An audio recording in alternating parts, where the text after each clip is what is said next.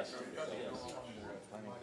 What firm were you with? I know from what I saw, it looks like you might be This was Yeah, the only person I've gone out on. No, I started in Del Rey in '94, and we had, I can't think of the name, but we had them doing their bonds, but may have been so. What do you do when you know yes, I know her husband. Yeah, yeah. kind of like what's the range here? Okay, Well, it's a got it. Good morning, everybody. I want to welcome you all to the first Septic-to-Sewer Citizens Advisory Committee meeting, and we will call the meeting to order at 10 a.m. First order of business is roll call. Member Hennigan. Present. Member Kern. Present. Member Liska. present. Member Shives. present. Member Zeb. Present. Okay, if you all would join us and stand for the Pledge of Allegiance, please. I pledge allegiance to the flag of the United States of America and to the republic for which it stands, one nation, under God, indivisible, with liberty and justice for all. Okay, thank you. Our next order of business is to swear in all of the members of the committee. So I will have all of the committee members please stand and raise your right hand. And you will repeat after me. I, and then state your name, please. I, Neil Hennigan, Do solemnly swear or affirm do solemnly swear or affirm that I will support, protect, and defend that I will support, protect, and defend the Constitution and government the Constitution and government of the United States of the United States and the state of Florida and the state of Florida against all enemies, against all enemies, domestic or foreign, domestic or foreign, that I will bear true faith, that I will bear true faith, loyalty, and allegiance loyalty, and to allegiance the same, to the same, that I am entitled to hold office that I am entitled to hold of office the state of Florida, of the state of Florida, that I will faithfully perform that I will faithfully perform all of the duties of the office all of the duties of the office of Septic-to-Sewer of Septic-to-Sewer Citizens Advisory Committee Citizens Advisory Committee of the town of Ocean Ridge, Florida, of the town of Ocean Ridge, Florida, on which I am about to enter. upon which I am about to enter. So help me God. So help me God. If you all would just sign your papers and pass them down, please. And next, I would like to open the meeting up to public comment for anybody who wants to speak. Anybody? Terry? No, I just wanted to be sure that it was an opportunity, not on the agenda. Absolutely. Okay. So I just want to welcome the committee members and also thank you very much for giving the town of your time to spend on this very important initiative. The town commission recently appointed you, as you know, by way of resolution 2019-09, and to assist the commission and town staff in the study of various aspects of the septic-to-sewer conversion and also water utilities in the town. And based on your studies and our studies as staff together, you'll be submitting recommendations to the town commission on the potable water contract and also possible septic-to-sewer conversion. So with that, the next item would be for committee members to do an introduction and a short bio. So if you want to start with Neil. Good morning. Thank you for being here. I'd like to thank Christine, Commissioner, for her confidence. I would like to thank the rest of the town commission for their vote of confidence, and I'd like to thank these other gentlemen for all volunteering on this project also. Many of you know me, some of you don't. I'm a 17-year full-time Ocean Ridge resident. I'm an alternate on the Planning and Zoning Committee. Before being retired, I was a United Airlines captain for 35 years. I came to Ocean Ridge to find a nice, small, quiet community in the aftermath of 9/11, which pretty much devastated the industry that I was in at the time. United Airlines, as many of you know, went bankrupt. I have a bachelor's degree in biology from the University of Maryland. I have a master's degree from the University of Southern California in Systems Management. I have experience prior to being an airline pilot and during the time I was an airline pilot. It's a very volatile industry. I was furloughed for several years. As a pilot in the Air Force during the Vietnam era, I was an engineering test pilot. I was involved in conducting intelligence gathering during the Cold War, and many of the aircraft that I flew were one-of-a-kinds and intimately involved in the project management of those aircraft. My last assignment in the Air Force, I was in procurement, aircraft procurement, and I was a program manager during that time. During my time as an airline pilot, when I was furloughed, I worked as a research scientist for the Battelle Corporation at NASA Ames. That was database work, following work that I had done while in college. I put myself through university, and I worked full-time as an engineering research analyst. That, I think, describes my experience and what I bring to this position. So, Thank you, thank Neil. you. Welcome. Ron? Hi, and thank you so very, very much, okay, for especially to Commissioner Susan for nominating me. It's a pleasure to be here, and I look forward to a very nice difference of opinions between this group and their locations as well. I am a retired senior manager from a medical electronics company that specialized in arthroscopic and laparoscopic surgery. I project managed, constructed, or directly managed facilities in 32 countries, specializing in international finance, distribution, and global customer service. Within the last 10 years, I've been on 4 condo boards and currently serve on 3 of them. I am on the board as treasurer of Parkdale Manor House Condominium, which is one of the houses at Crown Colony Club. I am also on the board as treasurer of Crown Colony Club. 2 years ago, I became president of the Colonial Crown Manor Disposal Systems Incorporated, a wastewater treatment plant located in Ocean Ridge at the Crown Colony Club property.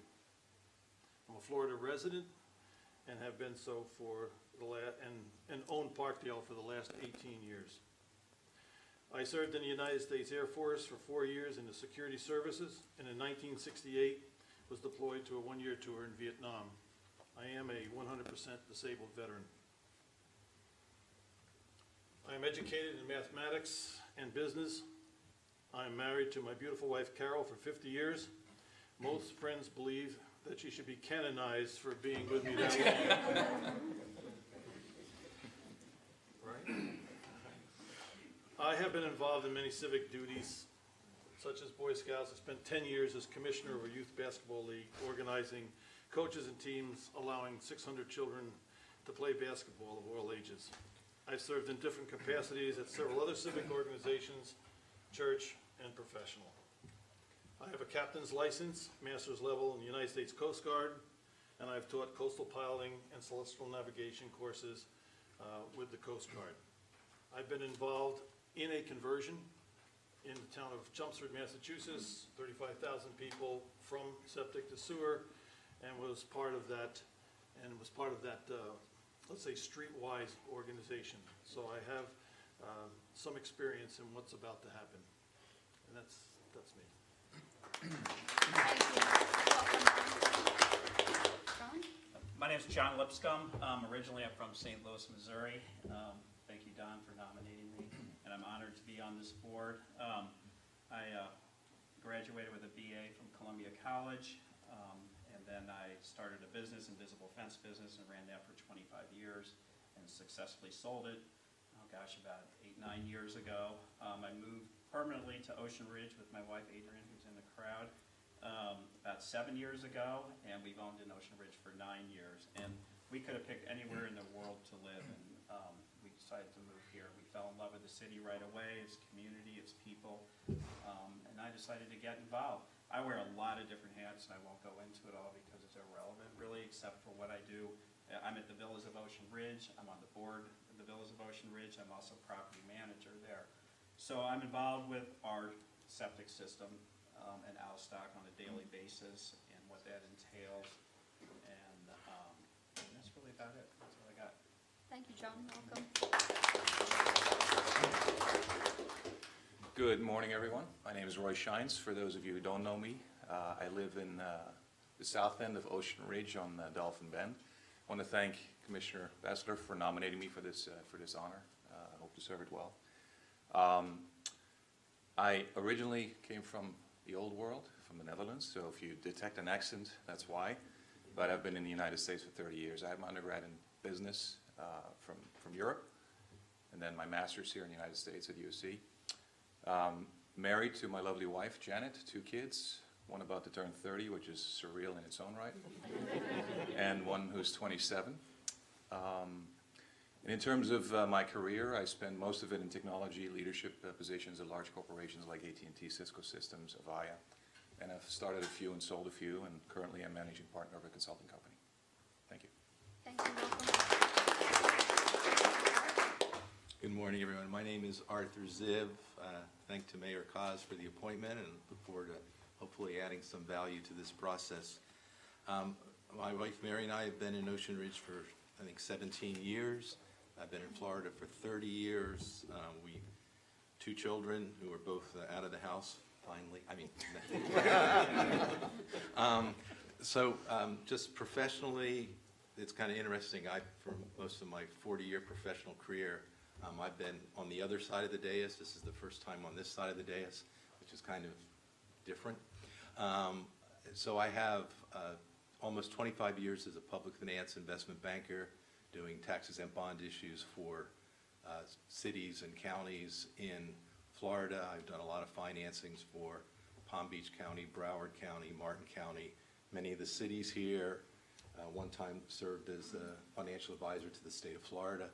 I did that for close to 25 years. The last approximately 8 or 10 years I've been doing real estate development of sort of 60 to 100,000 square foot projects, which involves handling utility issues and things like that. I have an undergraduate degree in economics and American studies and a graduate degree in public affairs. Again, thank you for the opportunity. Thank you. Welcome. Okay, so next on the agenda, we will be selecting a committee chair and a committee vice chair. So we will open it up for nominations for a chair first. And Brian, do you want to kind of go over? Just so everyone is kind of clear, the way that we'll probably do it, if everybody's okay with it, somebody will just make a motion to nominate someone as chair. You can nominate yourself, it doesn't matter. If there's a second, then there's a vote, and if 3 people vote in favor, then that person is the chair. So it's not going to be, well, I nominate so-and-so, then I nominate so-and-so and that. So just everyone kind of understands if you all are okay with that, and then we'll do the same thing for the vice chair as well. So the floor is open now for, if anybody wants to make a nomination. I'll nominate Neil to be chair.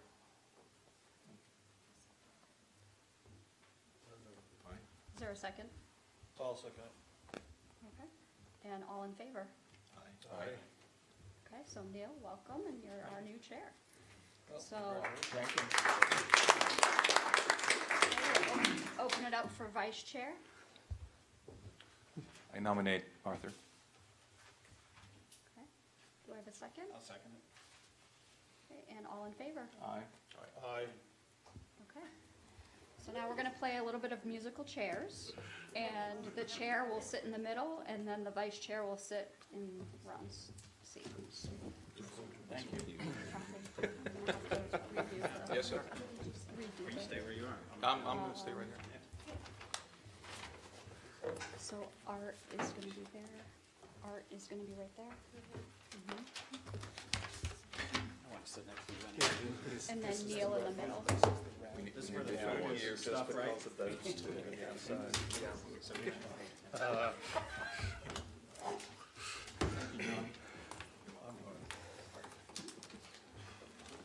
Kathy, Ron's gonna go here. Ron is here.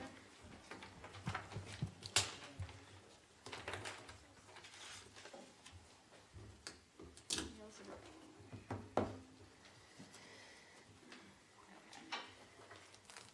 Thank you. Mr. Chair, Mr. Dowell.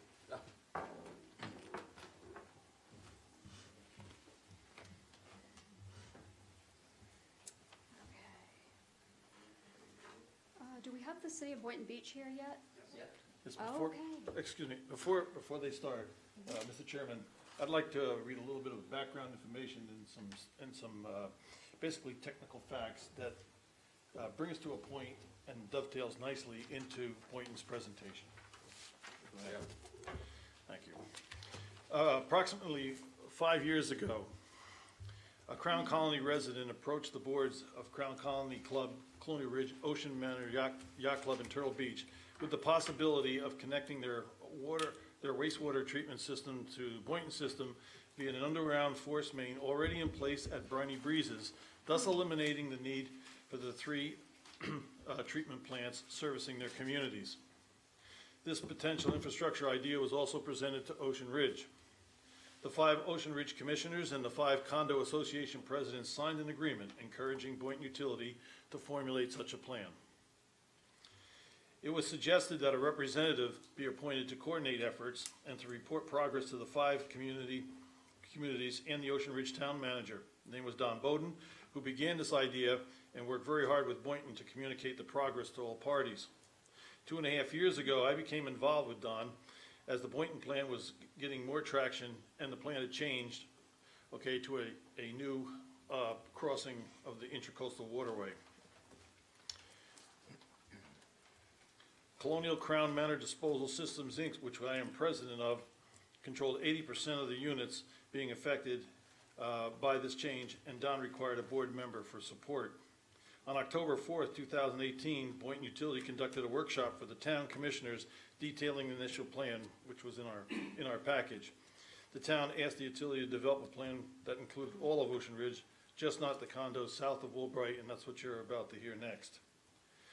And I must say this, unfortunately last winter, Don Bowden drowned in a horrible mishap on a frozen lake in Michigan. May God rest his soul. I subsequently took on the communication responsibility. Here are some technical facts. Colonial Crown Management Disposal System is a private Statute 620 not-for-profit company that services 290 units for the 3 communities of Crown Colony Club, Colonial Ridge, and Ocean Manor. Ownership of this company is the 16 houses that make up the 3 condo associations on a prorated basis, and the plant is self-funded. Crown Colony Club owns the property on which the plant operates. The Ocean Ridge Yacht Club and Turtle Beach have their own waste water treatment plants that service just their communities, and each plant is self-funded. The Ocean Ridge Yacht Club and Turtle Beach and other similar treatment plants deposit their treatment water out on the coral shelf the same way residential septic systems deposit their treated water, in some places into the intracoastal. Colonial Crown Manor Disposal Systems deposits its treated water utilizing injection wells that go down 100 feet. This makes the plant environmentally friendly, and the treated water is not subject to groundwater pollution. This plant is rated to treat 100,000 gallons a day. It averages 30,000 gallons a day and a peak of 65,000 gallons during the winter season. It's the largest volume wastewater treatment plant in Ocean Ridge. The plant is operated and maintained by U.S. Water Corporation, which is the same company that operates and maintains Ocean Park treatment plant. All plants are licensed, highly regulated, annually inspected, and are independently tested once or twice monthly, depending upon volume, for water purity. Testing results are sent to the EPA. Lastly, Colonial Crown Manager Disposal Systems and the Ocean Ridge Yacht Club plants are operating well within specifications with no short-term issues or investment required to continue operation. Life expectancy for the Ocean Ridge Yacht Club plant is unknown. The Colonial Crown Management Disposal System's life expectancy is greater than 25 years. Turtle Beach reports that their plant is operational, however, long-term issues concerning the condition of their drain field lines, plant steel components that are rusting, and a weak electrical system. It is nearing the end of the service life of the plant, based on the overall opinion of the plant operator. Thank you. Just one quick question for you. Did you say, is Briny Breezes, are they part of the Boynton Sewer system, or they have their own plant? They have their own system, or they just got a lift station? I don't know. Yes, they're part of Boynton Beach's sewer system. Okay, so there already is a line going under the intercoastal that serves them. Down that, yes. Thank you. Okay, so Joe or Colin, or both, you want to come up? I'm not gonna talk much. I do want to introduce myself. Anyways, I'm glad y'all have us. Colin Groff, I'm the Assistant City Manager for City of Boynton Beach, and my responsibility, since everybody said what they do, is really public services, which includes the utilities. Boynton Beach Utilities actually serves much bigger than the city. We have about 115,000 customers right now. It's about a 30 square mile area, service area, established by the county about, 28 years ago. And we are really happy to be here to talk about these issues. We've been working about 2 years. I know it's too long. I wish we could have done this faster, but these things move a little bit slow because it takes a while to plan out and figure out the best way to handle sewer conversions and plants. And we're really happy to be here. We're going to let Joe Paternuti, who's our utility director, basically go through this workshop information and kind of share with you where the city is. But I do want to, start off by saying we're excited to do. We want to be the utility provider for Ocean Ridge. We already provide water services. We want to provide the wastewater services as necessary, and that's all we all want to do is to provide utility services. There's nothing else that the utility wants to do. It's just to provide utility services. So we're looking forward to working with y'all and kind of come up with a plan that works for everybody. And that's the real key: is the plan needs to work for everybody, and we want to work with you on that. So I'm going to sit down and let Joe go through his presentation. I would recommend just ask questions. I would keep it as open as possible as we go through. Ask questions, and we'll try to answer them. I'm going to sit near the front, and in case there's questions on financial stuff and stuff like that, I can try to answer those. And Joe's going to be our technical. I also want to introduce, let's see, who's here? Chris Roshek is our manager of engineering and construction, who really is in charge of all of our construction activities and engineering activities for the city. It's been in the business, 24, 25 years, a lot of experience. And then Michael Lowe is our deputy director. So he handles a lot of our financial issues and other things, but he's also a very good engineer also. So we have a couple of good engineers on staff, and Joe and myself. So I'm going to introduce Joe Paternuti, our utility director. Thank you. It's a pleasure to be here this morning with you guys. It's always good to be in Ocean Ridge and presenting in front of a distinguished panelist as yourself. So I'd like to just get into the presentation and we can talk about any questions you may have. So if you could help me with advancing the slides, I'd appreciate it. Or is there a... No, you can just signal to me. Just let her know. Go ahead Okay, and signal. I will. Thank you. We had, like Ron said, we had a workshop back in October last year, and the town council requested that we move forward with various analysis on how to provide sewer to the town.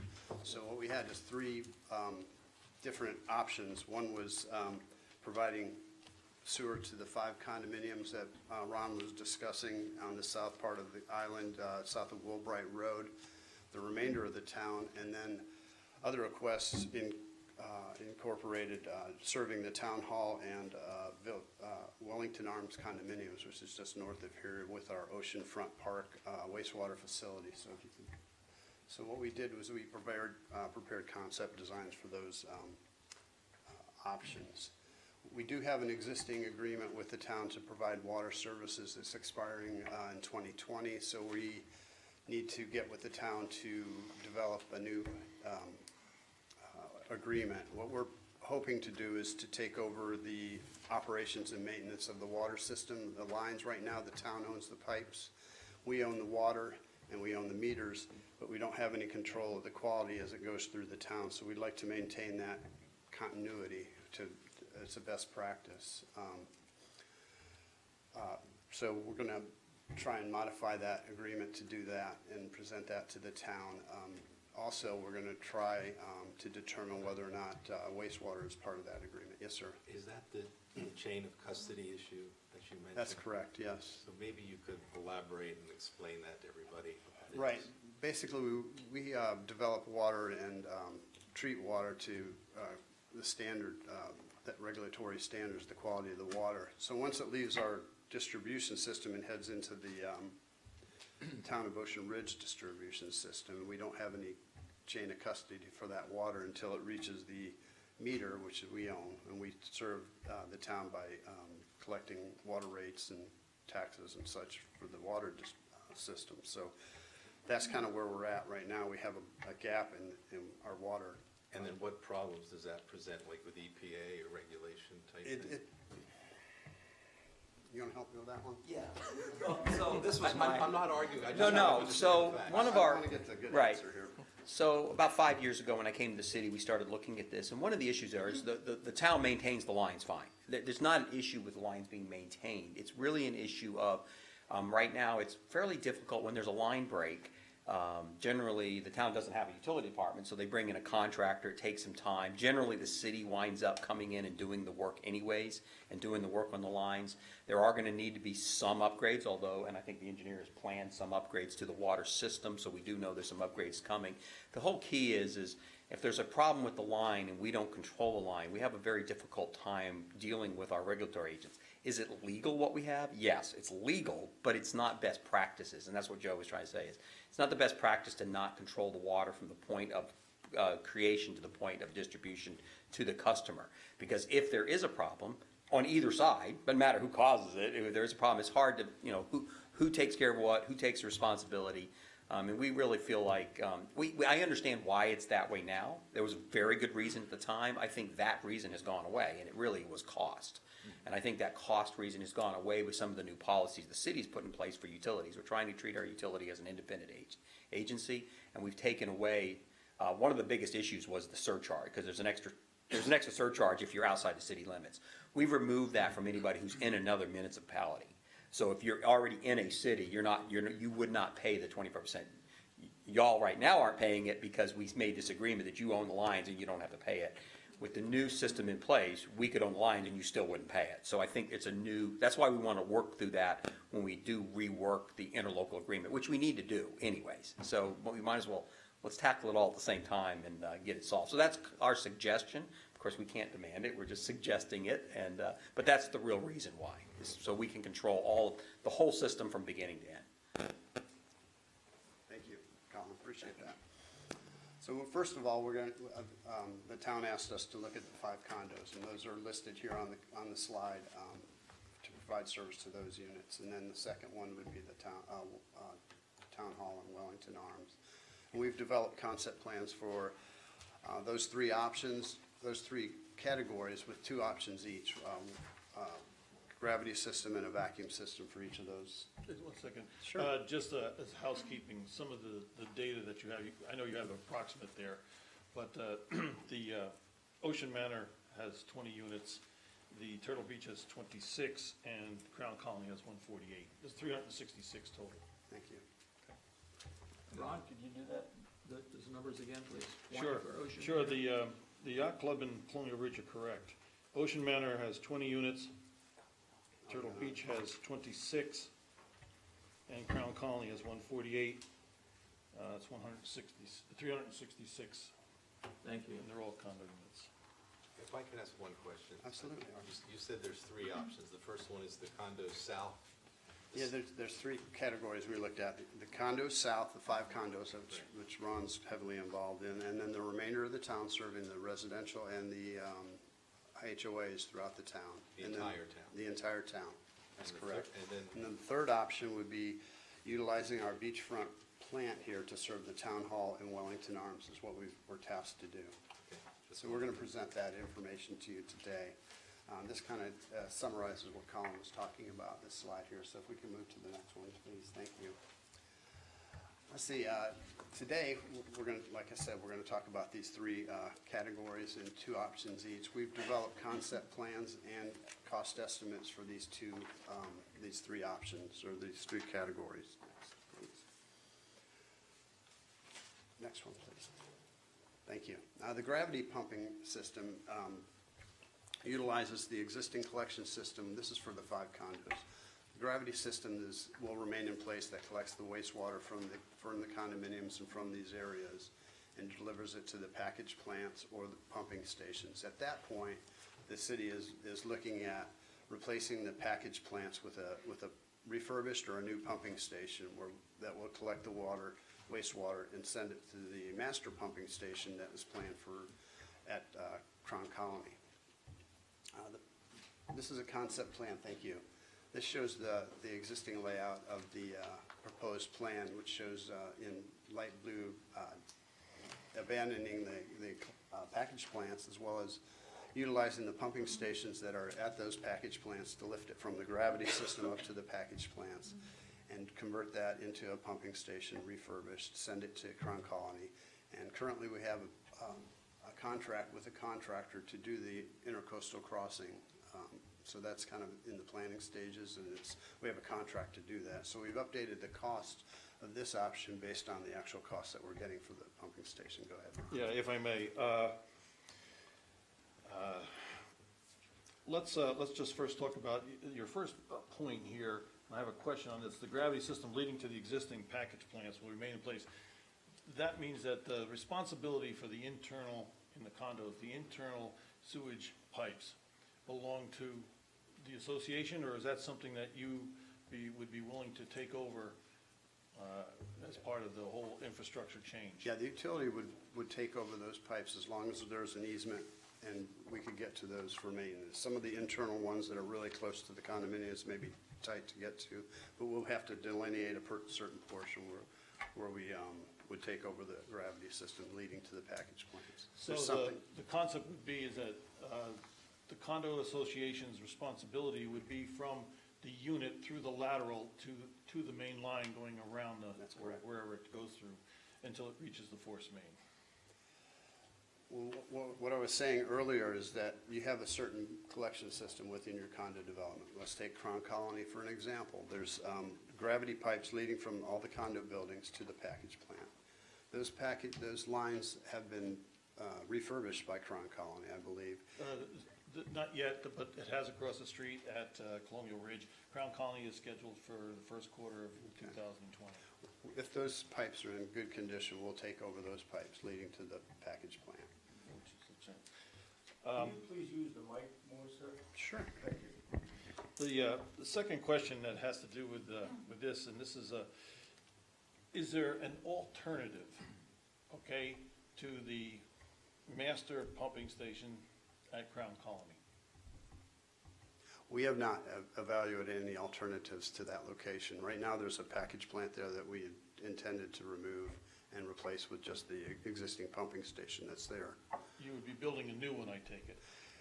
We're evaluating, we budgeted a new pumping station for that in our concept costs. I highly recommend that you meet with the board of Crown Colony.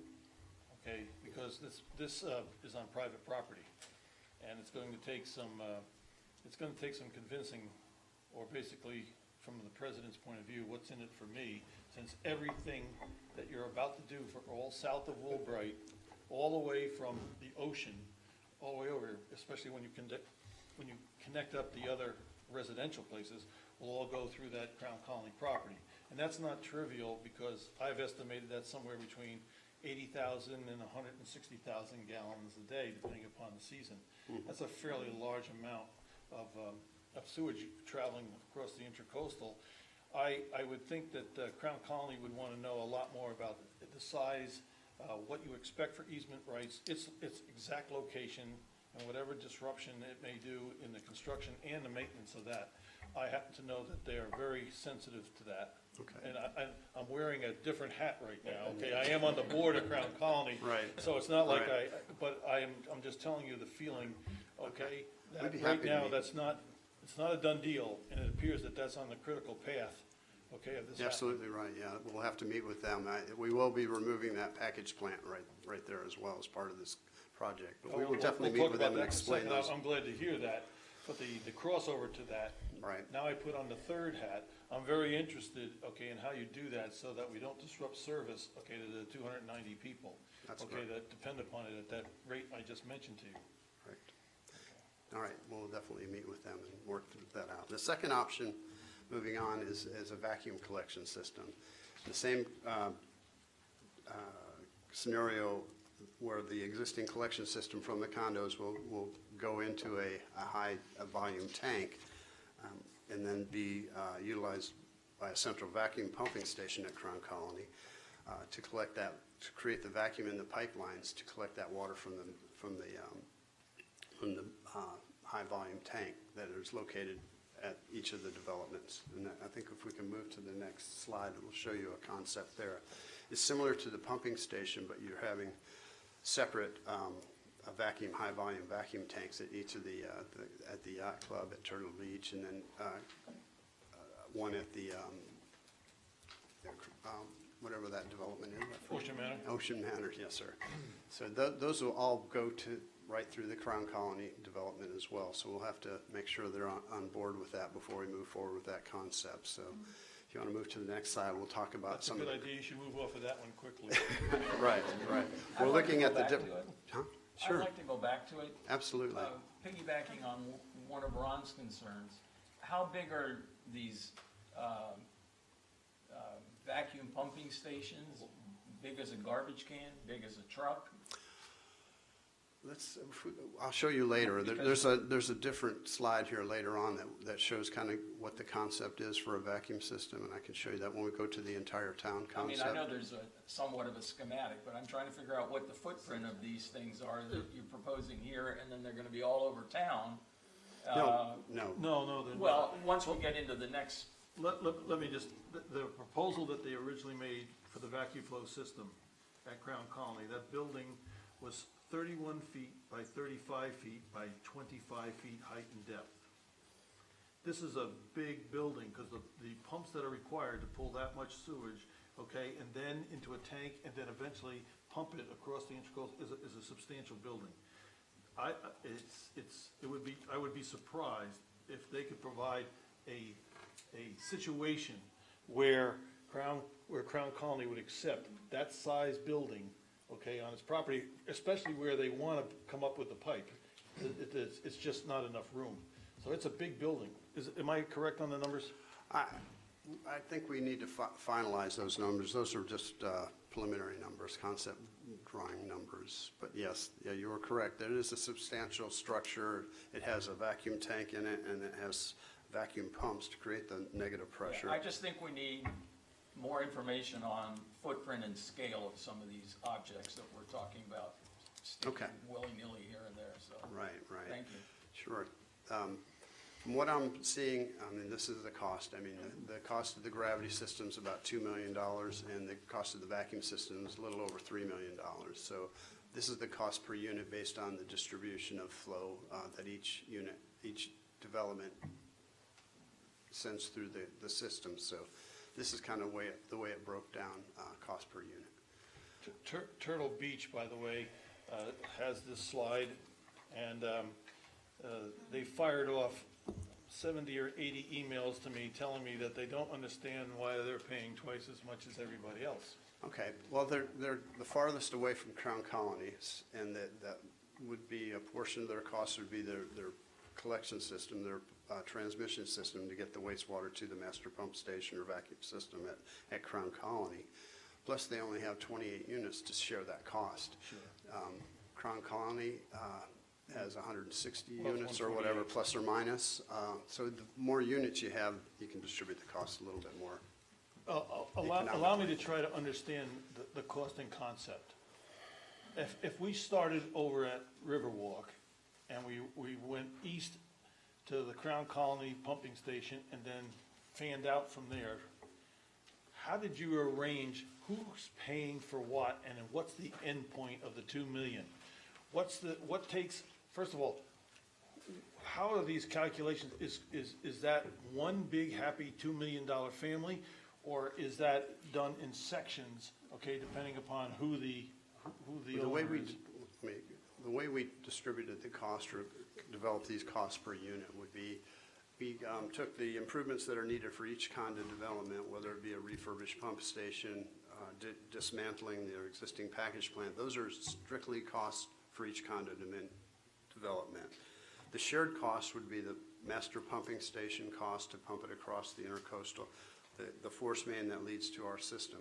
Those are all shared costs. So those shared costs are distributed based on the amount of flow that each of the developments is providing or producing. So that's kind of the way we develop the unit costs. Okay, so the for shared each. costs from A1A down Chickasha, which is an Ocean Ridge That's a shared property, cost. That's a shared cost by everybody. Everybody except Crown Colony. Oh, so you start dropping people off depending upon the length of the pipe. When this is done, and you start, let's assume that everybody's happy here.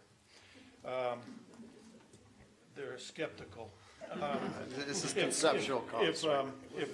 Assuming that happens, and now it's time to hook up, and some preliminary numbers that you gave me in the past, there's approximately 840 or some total units, homes in that south section.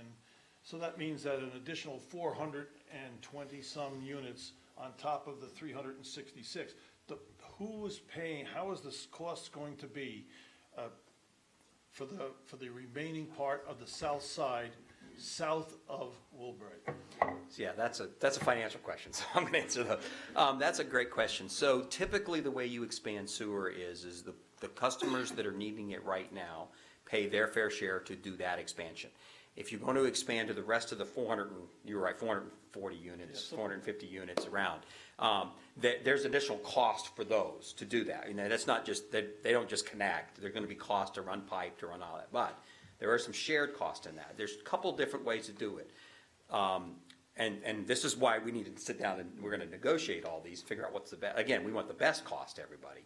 One way is you pay it up front, and then as people tie in, they pay their fair share, and it goes back to the people that originally funded it. That's one way. I'm not saying that's a good way or bad way, but that actually is the most common way of doing it. So it's an agreement that's put in place. So when let's say there's 5 condos to start with, and I'm just going to give an example. Let's say there's 2 streets with single-family residential, and they have an issue, and they want to go ahead and do sewer. I'm making this up. I'm not saying we're doing this. We would figure out what that cost would be to extend the sewer on those streets to connect all them, and then of course that's a certain amount of flow in that pipe. So they would owe a certain amount of cost to that pipe. That would come back in, and then that would be distributed back out to the people who originally paid for it. So that's one way of doing it. That's the most common way because it's the easiest way. The second way that gets a little bit more complicated is we have to put the cost of carrying that money into the fees, because the utility could fund that extra capacity, but we have to carry that cost of money, and somebody has to pay that. And that's where the challenge is when you don't do it the first way. So there is a way where the utility could carry that extra cost. When you're designing sewer, the big thing about it though is when we put in an 8-inch force main, it'll handle all 800 homes. You need it for the 400, but you need it for the 800. So they're really, when you look at it, are you adding, what's that added cost? It's very, very small. That's something we have to sit down and actually look at the exact numbers. Who pays what? My preference would be to offer is as people connect, they would pay their connection fees. A portion of that connection fees associated with the cost of that line would go back to the people that already paid into it, back into their cost. Depending on how you want to finance this, if you finance it with an assessment, or you finance it however you decide to do it, generally that's a 20-year. As these people are tying in, you could get that off of that assessment. That's all the numbers we have to work out. If we're going to move forward, we'd work out those numbers and figure out. But ultimately, everybody pays their fair share in utility. There's no extra money being made. Everybody pays per gallon they put in their fair share, one way or another. You either pay it, at one point, or you pay it at another point. But the key is to get everybody paying the same. And the financial question about why people pay more and less, because it does cost more in some areas than it does others. And so you fairly distribute those costs across all of the customers. And then you figure out the best way to finance those costs. Does that answer your question? I'm kind of... Yes. I'm sorry, I saw another hand up. I'm going to... It does. It answers the question. However, again, this is something that you're going to have to deal with every board, okay? And explain your situation to them so that they clearly understand why it is what it is. And some of the other side of it, they may be getting back some of this money depending upon how it's financed.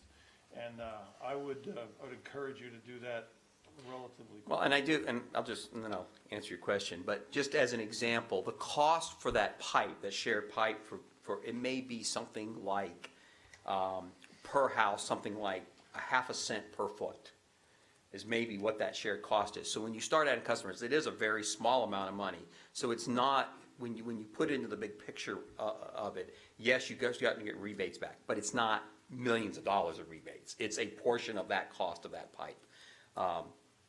So we would have to run through those numbers. We can't put the cart before the horse. We have to know we have a project, and we're going to finalize the construction cost. All of those are true up. One of the things you do if you choose to do assessments, that's one method we've looked at. There's other methods of financing, but that's one method some people have looked at, is there's a true up at the end. When you finish construction, you true up those costs, what it actually cost, and then you true up all the numbers. The key is you got to get the formula right. What is that payback? What is that percentage, and who pays what percentage? So regardless of what that cost is, everybody pays the right percentage and pays their fair share. So that's that mathematical formula that we come up with in that financial picture. And you're absolutely right. We have to show it to everybody, but we have to figure out if we're going to go forward first, and then we can start. We try to give you these are high-level conceptual numbers. They're very close. They're not going to be more than 5 or 10% differential, because we've done a lot of work trying to narrow these numbers down. But I want to answer your question if you had, because I think you had a financial question. Yeah, sort of, semi, kind of. But this may be stepping ahead. So if I understand correctly, what you proposed here is you're saying each of the different condos, they're going to pay a different amount based on, because their part of the system is little, there's a shared portion, and then everybody pays their additional portion. And like I said, this might be jumping ahead. If we were looking to a larger area, or the city of Boynton was doing a larger, your utility rate structure is based on ERUs, ERCs, you don't do the separate. So this is sort of stepping ahead, is that if we get to the point where we're looking at larger areas, does it, and by ERs, that's equivalent residential units. So if you have 2 toilets, you pay one rate. If you have 3 toilets, you pay another rate.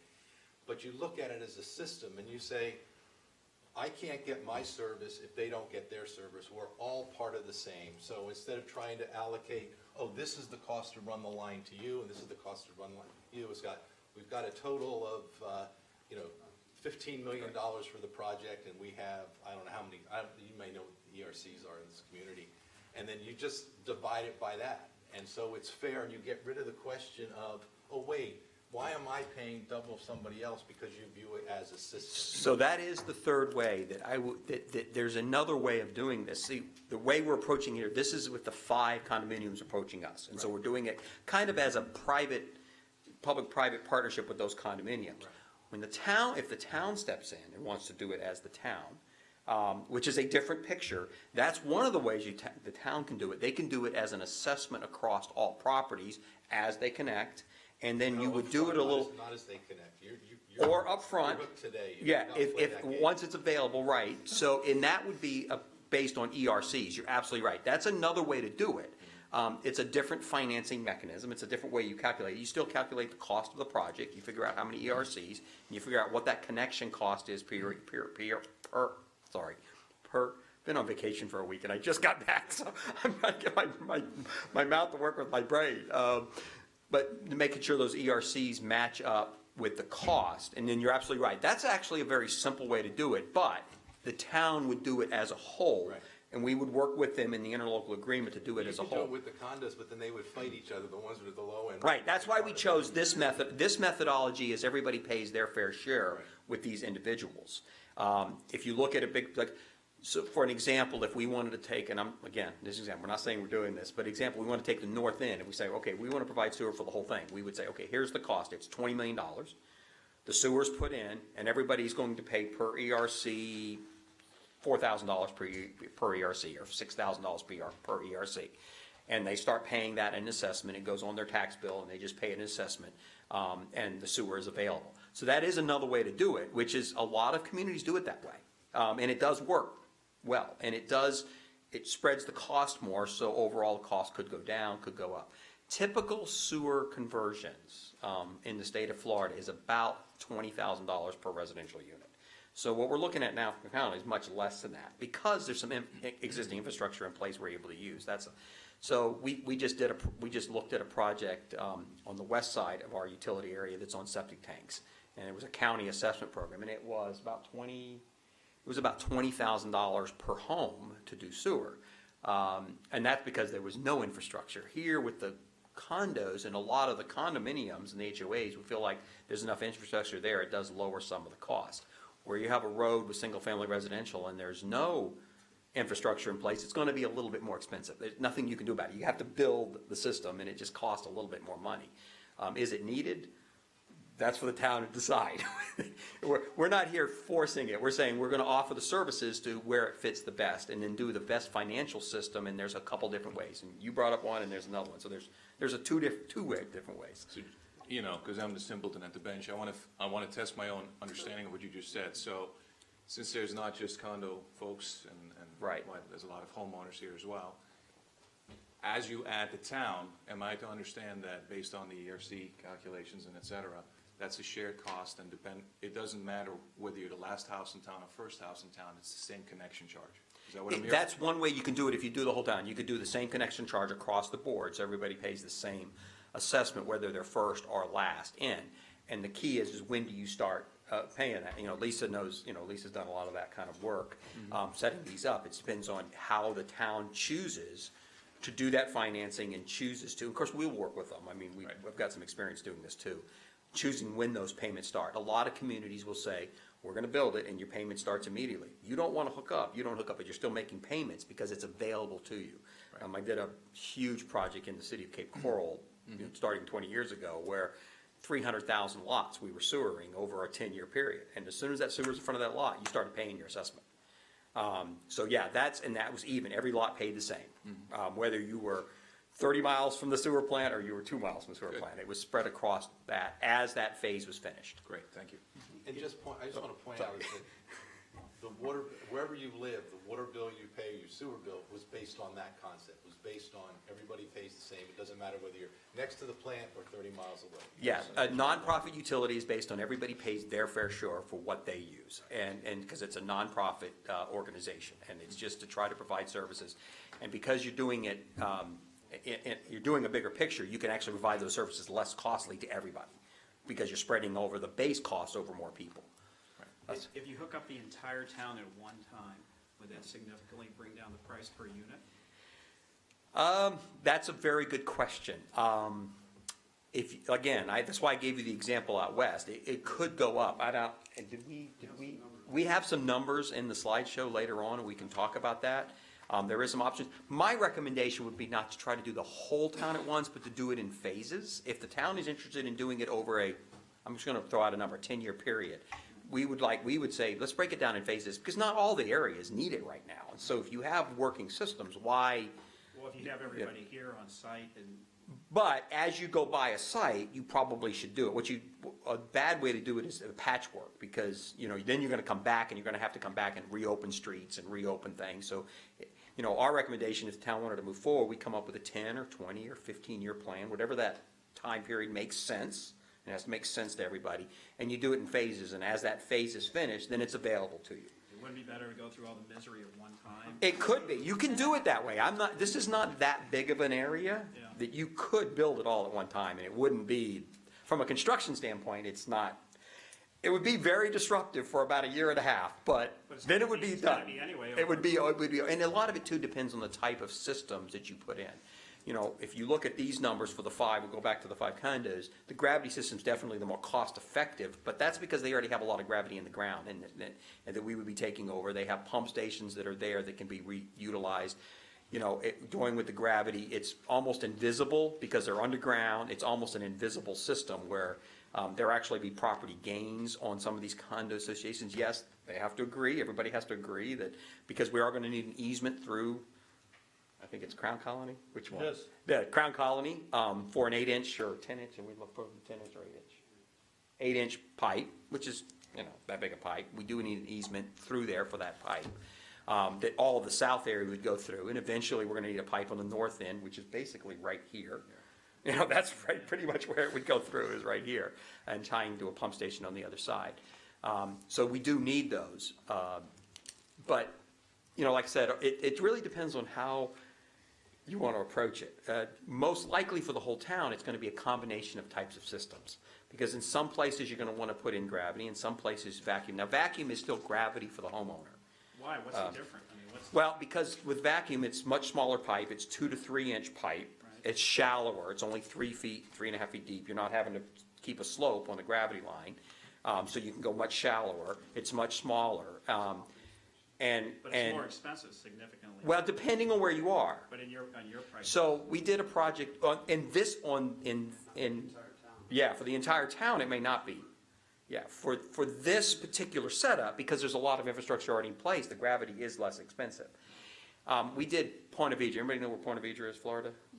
Okay, Point of Vedra, Florida, very similar type area as Ocean Ridge. It's very similar. As nice as Ocean. It's not as nice as Ocean Ridge. It's definitely not as nice, but they do have a pretty nice golf course. So I played there. That 17th hole is a lot of fun. So I've done that twice. So, but in Point of Vedra, we had the same issue where we had the homes and they needed to move to sewer. And we looked at a bunch of systems, gravity and vacuum. We actually went with a vacuum system because overall it was less costly. But now, that's a little bit different. Their difference is there was a lot more single family than there were HOA condos. So the vacuum came out. Here, it might be a hybrid. That's why we're trying to show you all of these options, because it may be a hybrid of systems. So if the town decides to move forward with the whole town over either one time, which would be, you know, Lisa knows, it would be, we could get it done, but it would be hectic for a little short period of time, and then it'd be done and all over, all paved roads, because you're going to repave roads and everything. So, or if you do it in phases, however, we would come up with the best option for each particular road. So, and for cost-wise, because again, we want it the lowest cost possible for every single person. And if you look at it over 20 and 30 years, it's actually fairly low cost over 20 or 30 years, depending on what you're trying to do. Can I bring you back to Sorry. this 5 condo project, please? What's your time frame for that one portion? So if it's agreed to move forward, again, we already have the contractor in place bringing the force main this way. So if it's agreed to move forward, I think we said it was about we could do it as quick as, to be perfectly honest, we could do it as quick as people want it done. A lot of it has to do with how fast can we do an interlocal agreement, how fast can we put the financing in place. I'm talking about construction. And construction's probably for this, probably 6 months of construction. If we can reuse these, we did a tour about a month and a half ago, 6 weeks ago? Yeah, I went on vacation again, about 6 weeks ago, and we looked at some of the existing infrastructure and things. A lot of those I think we can reuse, which will make it go a lot faster. So, Your cost proposal, does it cover the roads? so it would cover whatever necessary to restore to perfect condition. So yes, if you're gonna open a road up, you'd have to repave the road, yes. Okay, and is that also with your vacuum system that goes through the remainder of the town? In that estimate, I think it did, it included all of the restoration of all the roads and everything else. And that, again, that's the next section I'm gonna let Joe get to. So does the vacuum go under the road, or is it on the side? Yeah, I'll let you answer. I'm gonna let Joe answer those technical questions, and I'll do financial. We're gonna tag team a little bit. Hopefully y'all don't mind. Hold on, I got one more. Okay. Okay? What, your proposals, do they cover, how this system continues to operate in a loss of power or disaster? Yes, or so we're not proposing right now low pressure systems, which is where the problem, low pressure means everybody has a little pump station in their yard, small, you don't even know it's there. But if you lose power, you can't pump your sewer. We're not proposing that for the islands right now. That does save significant costs, but it creates the problems when you lose power, you can't get rid of your sewer. So the vacuum has a single vacuum station. It has a generator, so if the power goes off, it's still pulling sewer. The vacuum pods that you drain into, they work off a mechanical vacuum. They don't work off power. But everywhere on your plans that I see a vacuum station, there is a redundant electrical source. There would be, a vacuum station would have a redundant electricity. So would the pump stations, either by permanent or by a portable connection that we bring out portable generators, because we do And all of the pump stations would have SCADA. We watch them 24/7. We know immediately when there's a problem. We dispatch people. That's one of the things having a large utility is we have the capability of responding 24/7 very, very quickly to any issue. Because I'm not going to promise you don't have issues because utilities break once in a while. But the key is how fast you respond and how fast you correct it. And by being larger, we have the capability of keeping the equipment and the people ready to go at any given time. So I hope that answered your question. It did, thank you. Colin, I have one more financial question. These costs, they don't take into consideration any type of grant funding that we may get, correct? No, we did not do that because that's something we would have to work with the town on because the utility itself can't, the only way we do grants is we can do it through legislative appropriations, which we've tried and we've done, sometimes, but you have more opportunities than the utility does as a town working with us. So no, we did not take into account any grant opportunities. I think there are some out there. I think there are also some legislative appropriations that are out there that could be used toward this also over time. I don't think they would be available for the condos, and no offense to people who live in condos, is the state would look at those a little bit differently than they do single-family residential. So for some reason, I don't know why, I don't totally agree with it, but that's just the way the system works. So, yeah, we didn't take that into account. But if we combine that with a whole town Oh, system, then absolutely. it would Everything cover it you more. do, it's how you put together that financial package is what makes it work for everybody. Okay, So- thank you. I think there's pretty much a consensus that we probably need another entire workshop to look at the financial part. I mean, Absolutely. I would like- Can we continue with your presentation? Yeah. Thank you. And again, I just want to say, that's what we're here for. This is kind of our kickoff. I'm sure we're going to have plenty more, because we have to go through, it's one step at a time. We have to decide, do we want to move forward? The answer is yes. Now we gather more information. We put it back in front. We sit down, okay, this is good. Now let's take the next step. We have a phased process to do this. We are moving forward, with the condos, but we're actually not going to start construction until we say, yes, we're going to do it. That's why we're trying to do this in a couple phases. We need to get answers on the condominiums pretty quickly, because they do have some needs. They have some plants that I've looked at them, and they're not failing, but they're not in great shape. So they're kind of in between. And so at some point, those are either going to need a lot of work by the condo association, or we're going to need to connect them. So we want to keep that part moving if we can, with all of the agreements and all the discussions in place. At the same time, the town asks us, we want to be looking at the whole system, because I do think there's some very good advantages if the town chooses to move forward with it. So, Colin, it's also my understanding that the Wellington Arms units are in more critical need at the moment. yes, so in Wellington Arm, that's an interesting one. The reason we're moving that one up is because our park across the street also has a little packaging plant that needs to work. And so when our engineers looked at it, we don't get enough flow. Our problem is we have a park with restrooms that doesn't get enough flow. So we could actually correct some of our problems by actually taking some sewer from maybe the town and Wellington Arms would actually help us do a better job. So that's why, and so I think we can serve them a little bit quicker, because we have to do something at our park. And eventually that would become a pump station and it would pump out. It wouldn't stay a plant. Right now we don't have time to wait to put a force main across the intercoastal. But that's again, I'm getting ahead of his presentation, so I'm gonna let him keep going. Joe? Appreciate it. Thank you. Can we move on to the entire town? Sure. This is what happens when you put on a financial slideshow. It's okay. I'm an engineer, I'm not a finance person.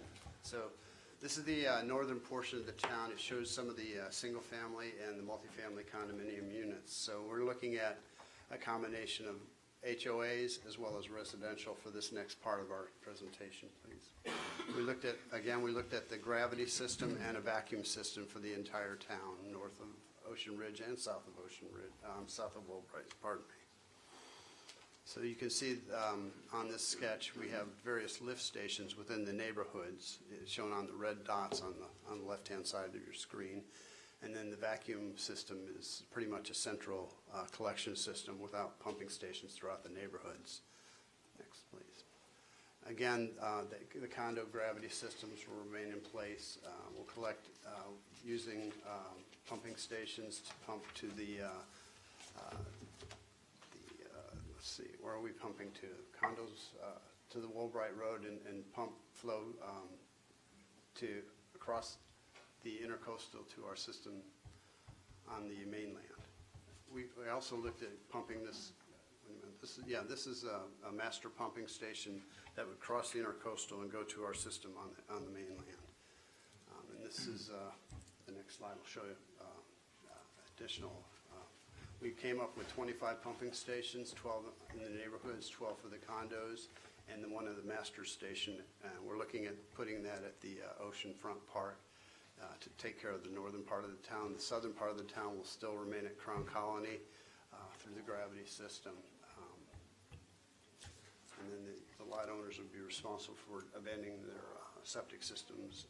Our cost estimates include decommissioning the pumping, the package plants at the HOAs and converting their pumping stations to connect to the force main going to the. Back one slide, Sure.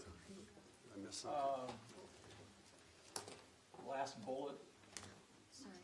It's okay. Okay. I Technology. think it was this one? That's the entire town down below. One more, two more. This one? That's the one? Or the next one? One more. Okay. Back or Down. forward? No, I don't know which way it was. 15. 50. That's, Yes,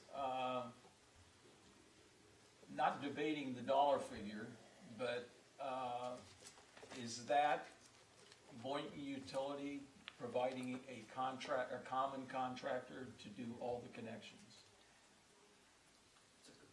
Yeah, I think what we just, we didn't include that in any of our costs. Basically, that would be up to the homeowner So to this coordinate. is your estimate of each homeowner going out and That's a finding their range. own plumber? That's correct, yes, sir.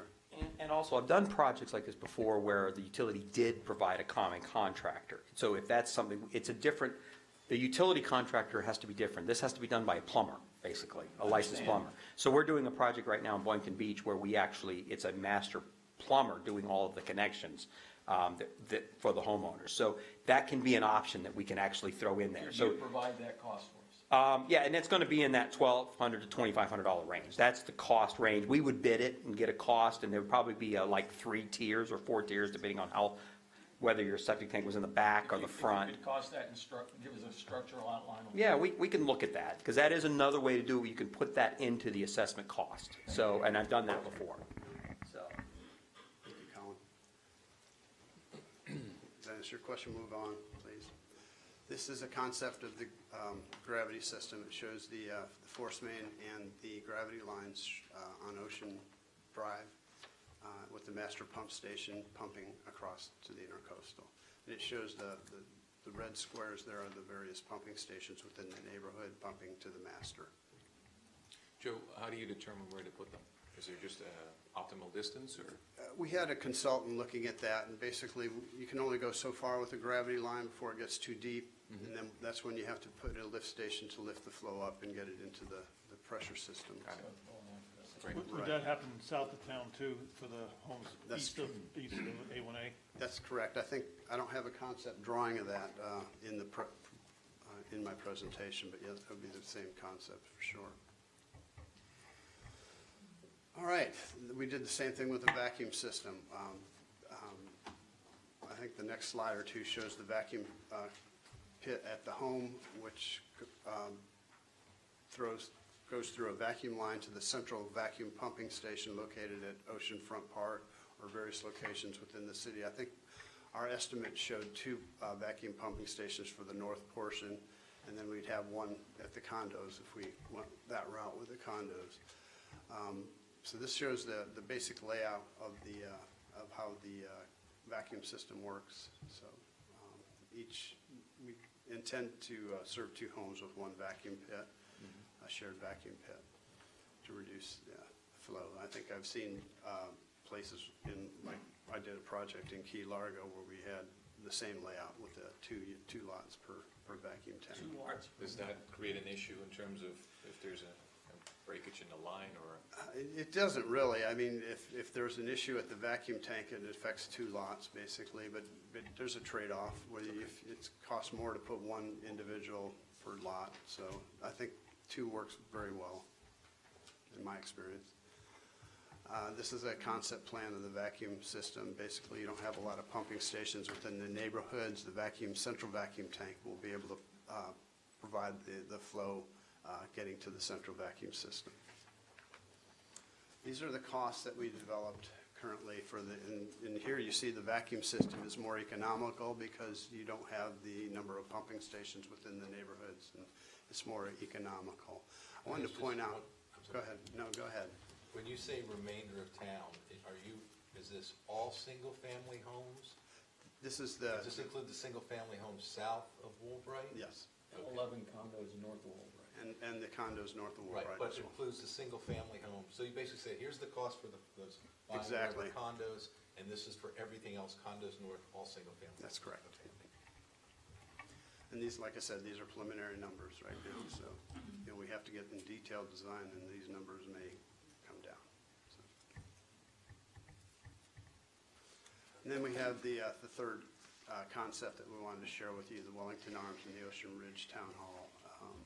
Basically, Colin mentioned we have this existing plan at the Oceanfront Park that's underutilized. We had to look at the volume of flow that we're looking at coming in from the town, as well as Wellington Arms, and we came up with a concept for either updating the wastewater facility there or developing a pumping station which would pump it across the intercoastal. So we're looking at those concepts in the next slide. The existing plant and drain field will need to be expanded at the plant. This is for the Oceanfront Park where we update the treatment facility. We'd have to update the expansion of the plant. We'd have to update the drain field because the existing drain field is limited in the capacity. We had a separate consultant look at this for us. So basically it would be taking the existing system at Wellington Arms, decommissioning the plant, converting the lift station that pumps from the gravity to the plant and converting that to pump to the Oceanfront Park. Same thing with the town hall here. We'd intercept the flow from the septic system and install a couple of pumps to pump it to the plant.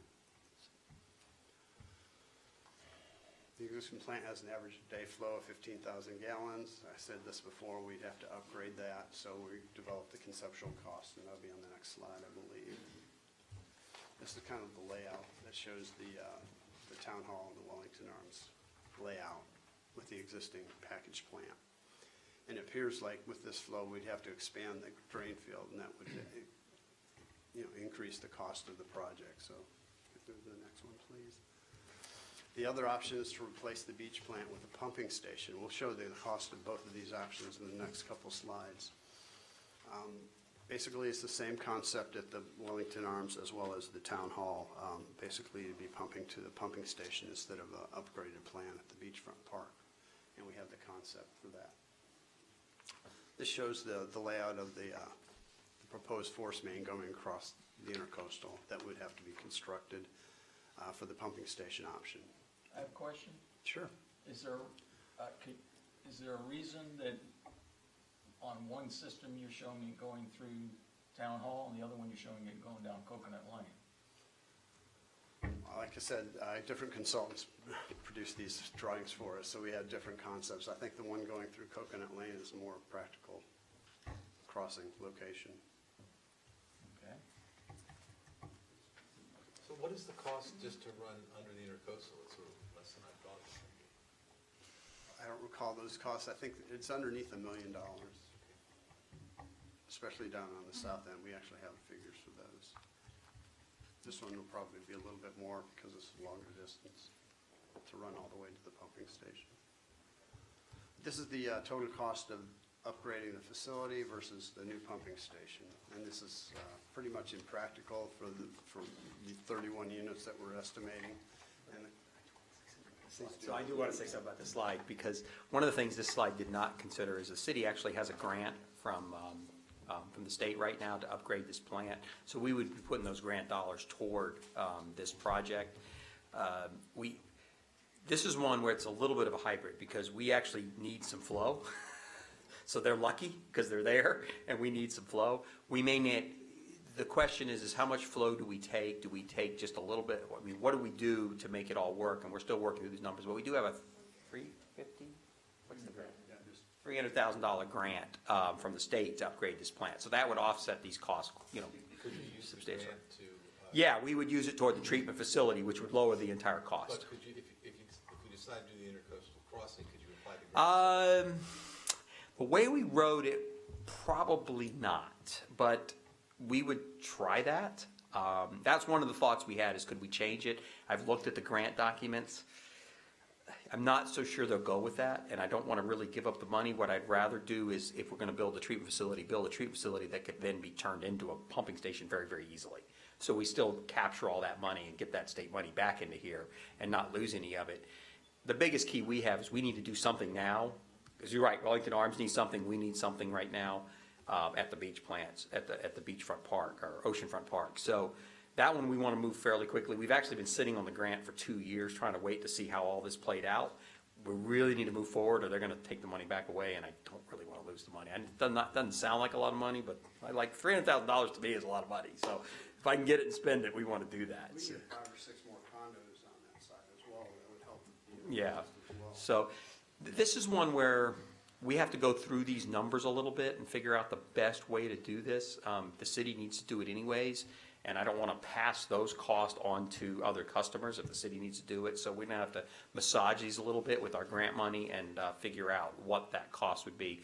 My gut is it's going to lower that cost per unit quite a bit for Wellington Arms, and that might be just enough flow to make this work. You know, we do want to talk to the city if the city's interested, because City Town Hall's right here, and there is a lot of sewer here, but they have a drain field that seems to be working okay, so they may not need anything right now. So, but those are the issues we have to go through on this one. This one's a little bit, we need to move this one a little bit faster for us. So this is one we're going to move a little bit faster on, just because we need to do something. And like I said, if we can help other people by doing something at our park, I think it's good for everybody, so. I just wanted to explain these numbers, because these are top numbers, and we have other funds coming in.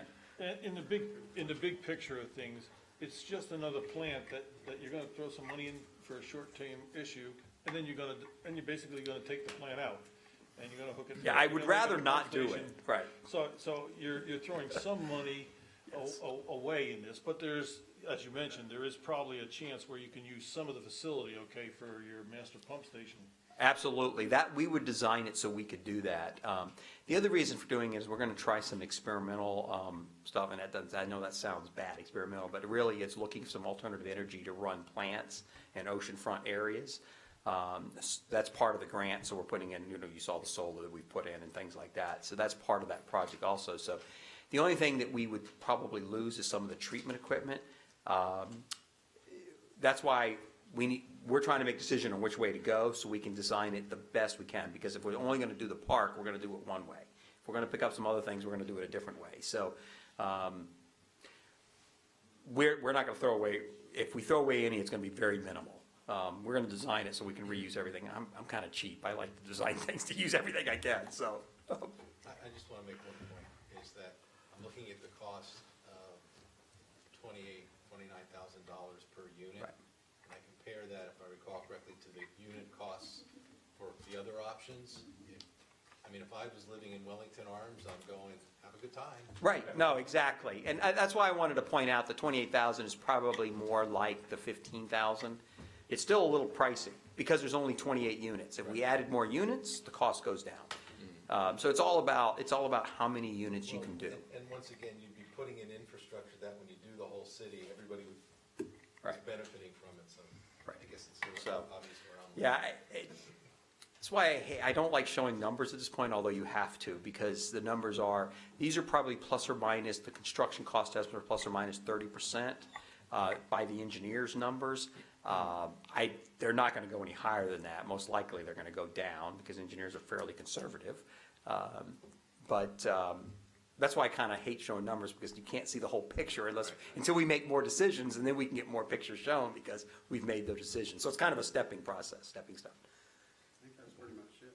There's one more slide. One more slide, okay. Okay, our recommendations.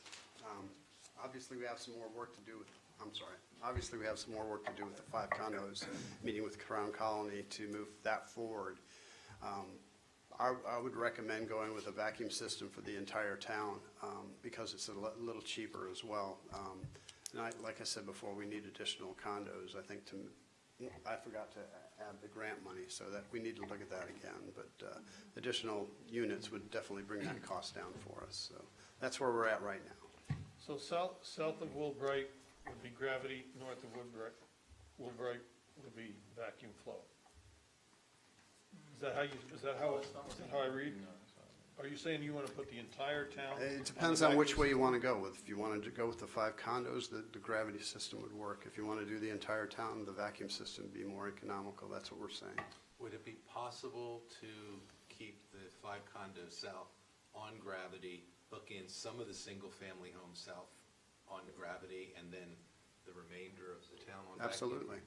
Absolutely. Well, the next step of that is why not take everything south of Woolbright and put it on the vacuum system?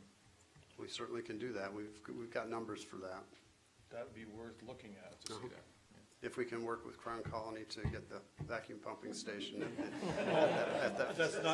That's not where I was coming from. I know. Thank you. I think the summary is we need to see a lot of different proposals that we can look at. Okay. And also a Plan B if Crown Colony decides that they don't want that plant on their property. Perfect. Thank you. Close it up. So this is why these workshops are important, because we need to kind of get y'all's feedback of where we want to go with this. I do think that's a great question of a hybrid system. I do think for the town, ultimately, it's going to be a hybrid system. It's going to be the most cost effective. I think definitely the 5 condos and some associated areas around those condos, the gravity system we came up with is going to be the least invasive and the easiest and the least expensive one to build. There's already a pump station on Crown Colony. We've used the exact same pump station, actually free up some land that's there. So I do think that's something we could talk about that might be acceptable to them. I think the force main, I think once people understand it's an 8-inch force main, I don't think most people don't have a major problem with that once we sit down and talk about it and explain what it is. So I do think that south end, that's probably the best option, is the one we can move forward with fairly quickly because we're ready to go. The whole town, if the town, you guys are going to be making recommendations. If the recommendation is to move forward with looking at it, we would definitely sit down and let's do some more work on it. Working with your town engineer, and let's figure out the most optimum way to build, because you can build hybrid systems and they work perfectly fine.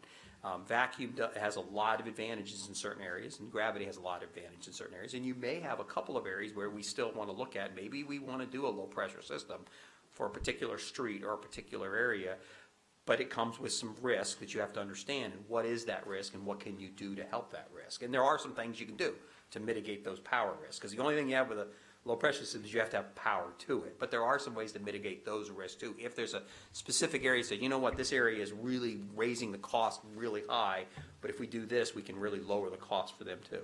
So it's really looking at, we've taken the first high picture, here's the big area, here's all the customers, here's all the connections, here's all the roads, here's where everything can fit, very high level look.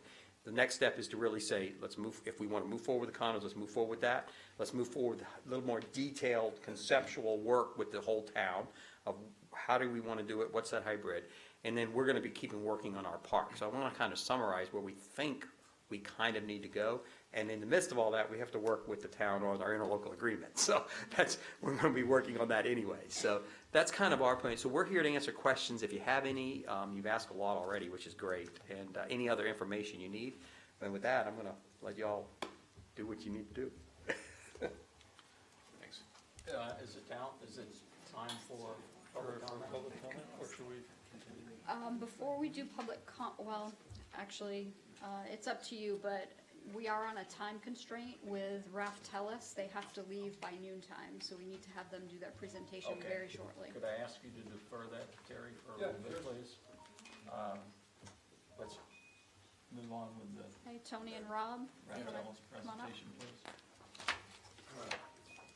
Well, good morning. I had a chance to talk with most of the committee this morning and appreciate the opportunity. I don't have a formal presentation. I think you have a lot of documentation from our qualifications, and I'll be happy to discuss that. Just for the record, my name is Tony Harrison. I'm Vice President with Raftellus Financial Consultants, and I'm here with my colleague Rob Ori.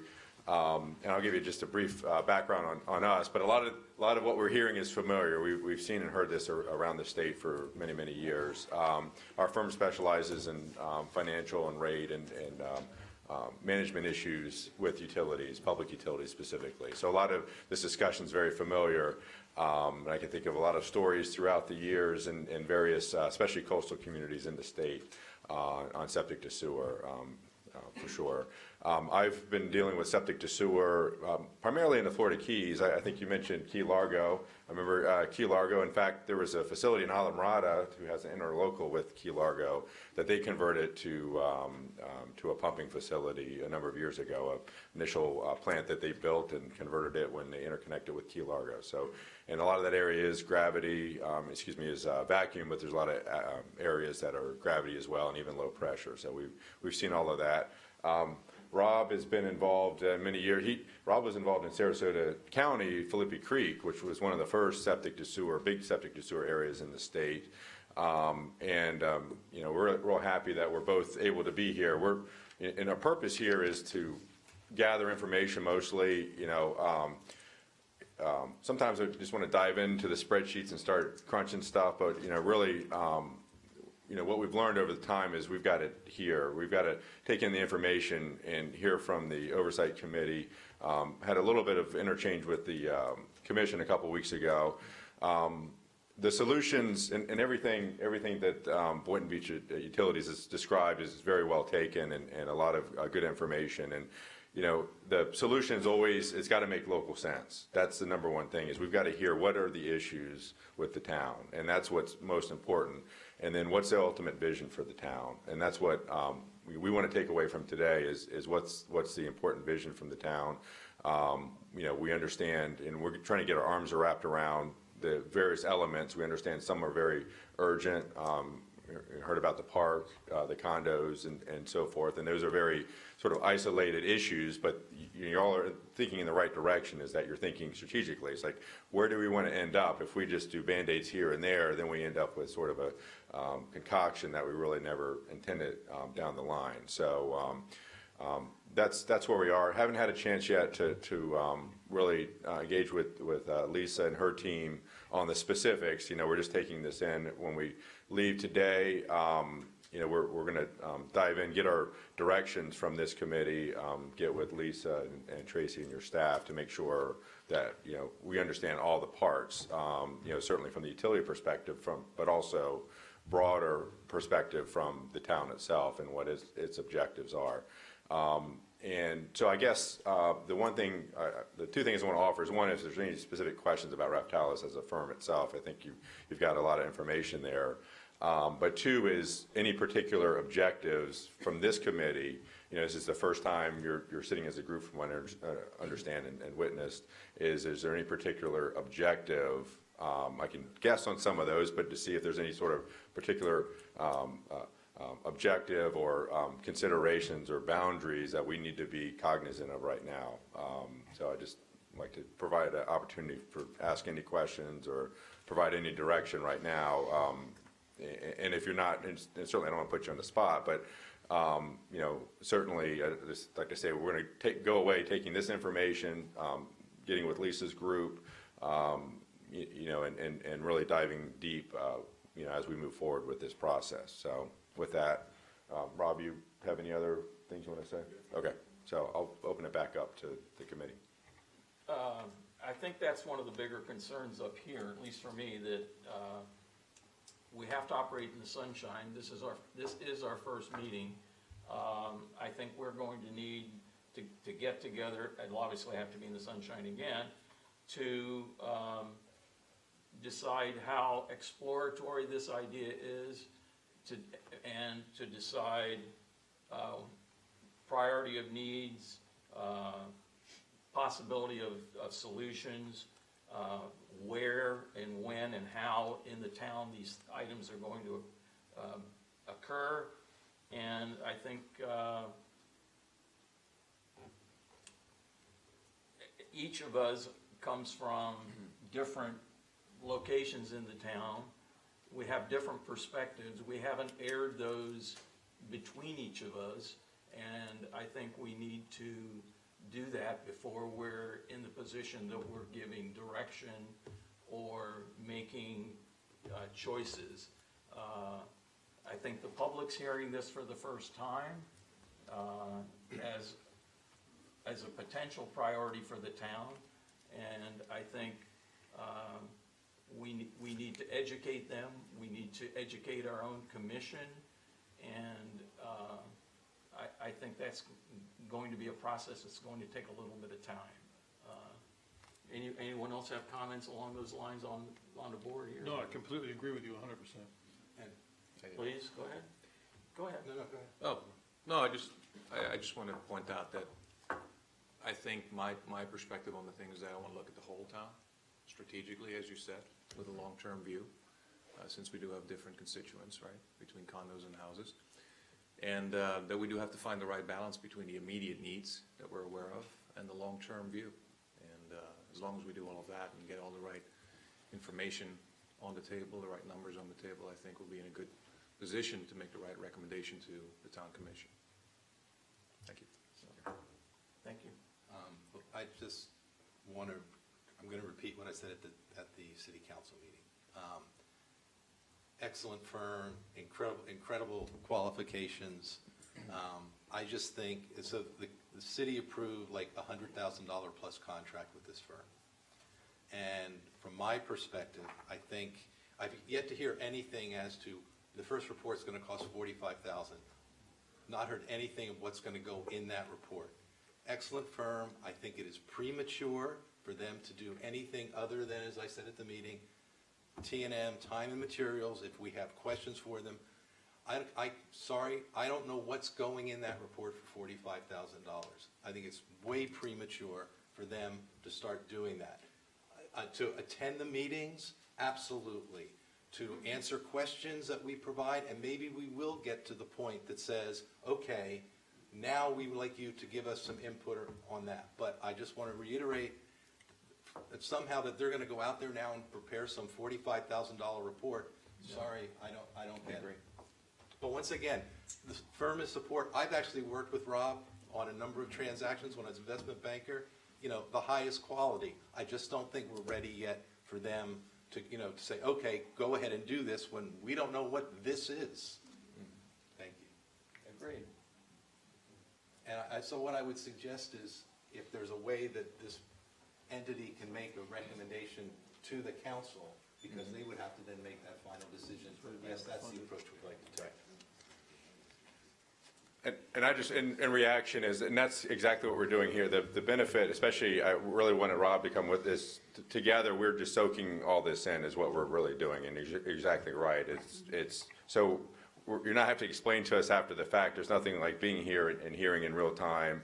That's very beneficial, plus y'all get used to working with us and talking with us as well. Maybe I misunderstood at the meeting, but what I got out of the city council, town council meeting was that, okay, go ahead and do that first report for $45,000, and I'm going, what you're going to put in it, because we don't, I mean. Yeah, Art, that's exactly why I wanted them to come today, so that they could hear the dialogue and be prepared for whatever And for the direction we want fifth to go. time, it's not, I'm not questioning their qualifications at all. They're excellent, excellent firm. But Tracy, my discussion when I came in and talked to you was not any different than this. Right. That it was going to be a request and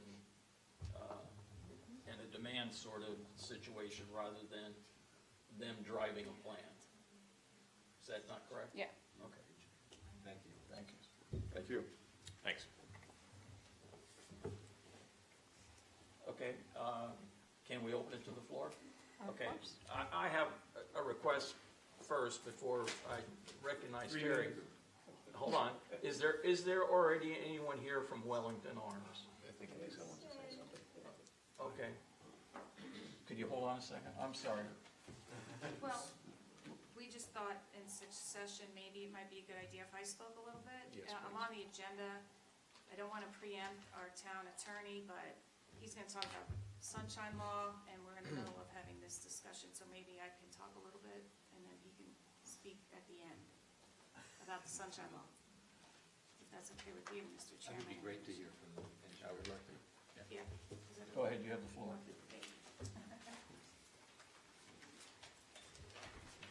Good morning, Mr. Chairman and newly appointed commission. Congratulations. This is a very, obviously, very, very important concept that needs to be discussed and looked at priorities, everything that you said is right on point, and it's great that we have a committee now that we can dive into this a little bit more than we can on a commission standpoint.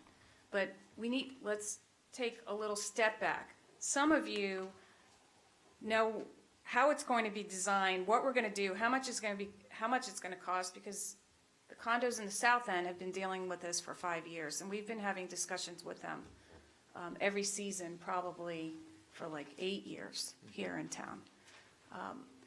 However, there's a commission and there's citizens that need to understand and be educated as to which system is which. What does a gravity system mean? What does a vacuum system mean?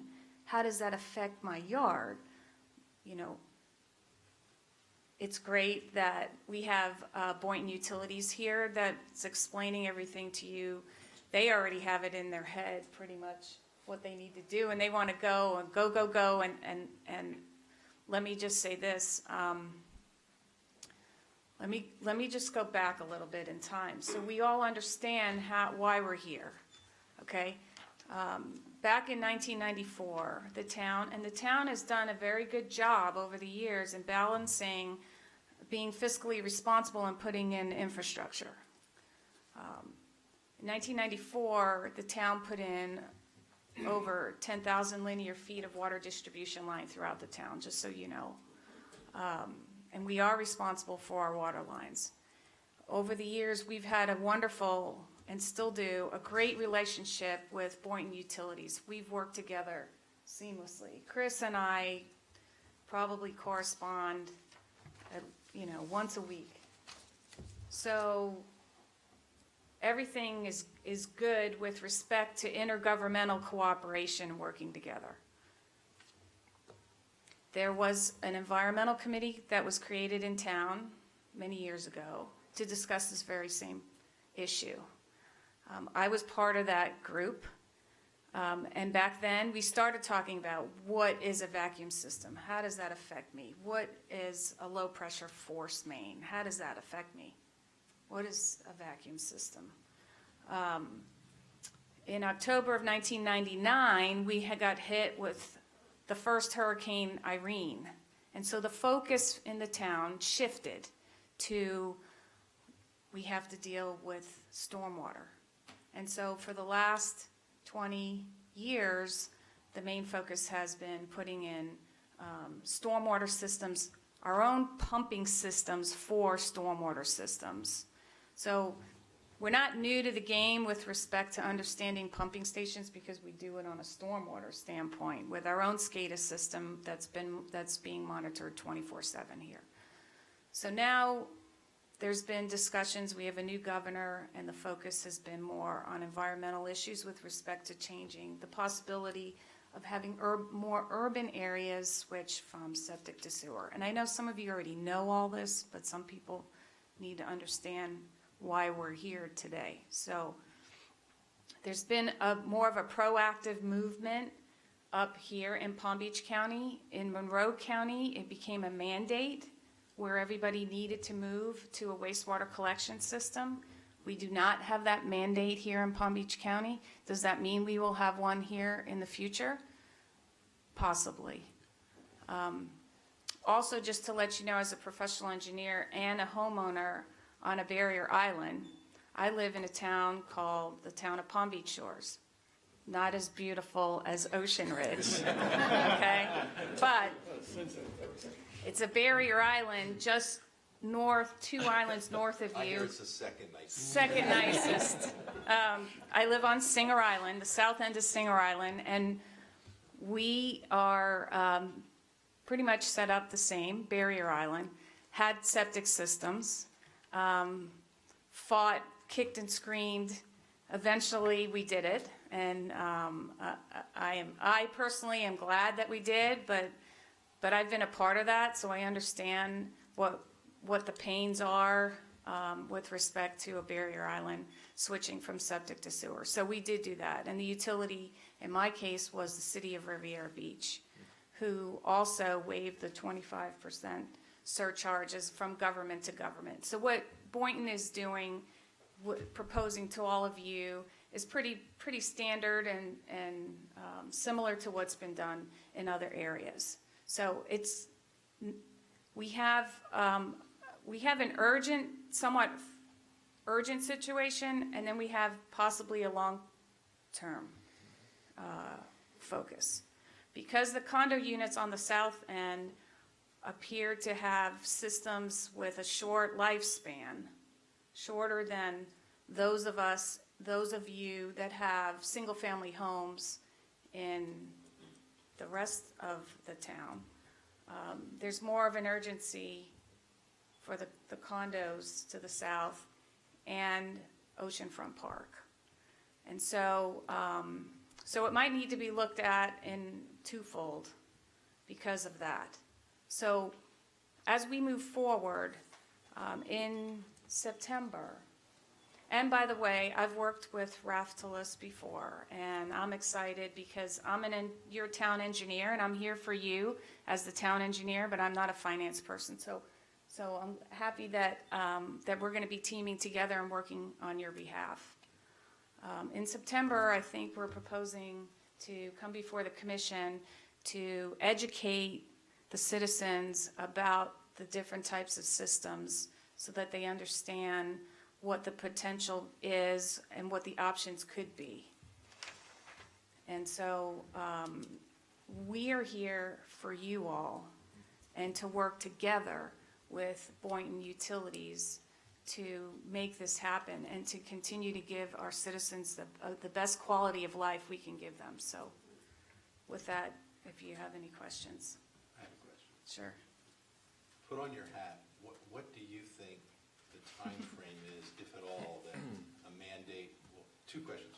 A mandate will come down, and secondly is, what do you think it's necessary to convert single-family homes from septic to sewer? Well, if I had a crystal ball, I would have solved global warming, sea level rise, the governor's initiatives. Powerball. I wouldn't be here right now, actually. I'd be playing the lottery, right? Just so you know, I've been an elected official in my little town that's the second best behind Ocean Ridge for 15 years. So I've been on the dais and have watched the trends. As years go on, environmental issues become more and more the forefront. We've seen a movement in Monroe County. I think that it's going to be a little bit of a leap to see anything in the near future of a mandate. The good news is if there is some type of mandate or a potential mandate, from my history of doing this for several decades, there's always funding behind it. You can't just make a mandate, the state of Florida, without the opportunity to receive funding, whether that be in a grant. We already have low-interest loans through the Department of Environmental Protection, but there needs to be some give and take here if there's going to be a mandate. We thought back in 1999 that there was going to be a movement back then, but nothing came of it.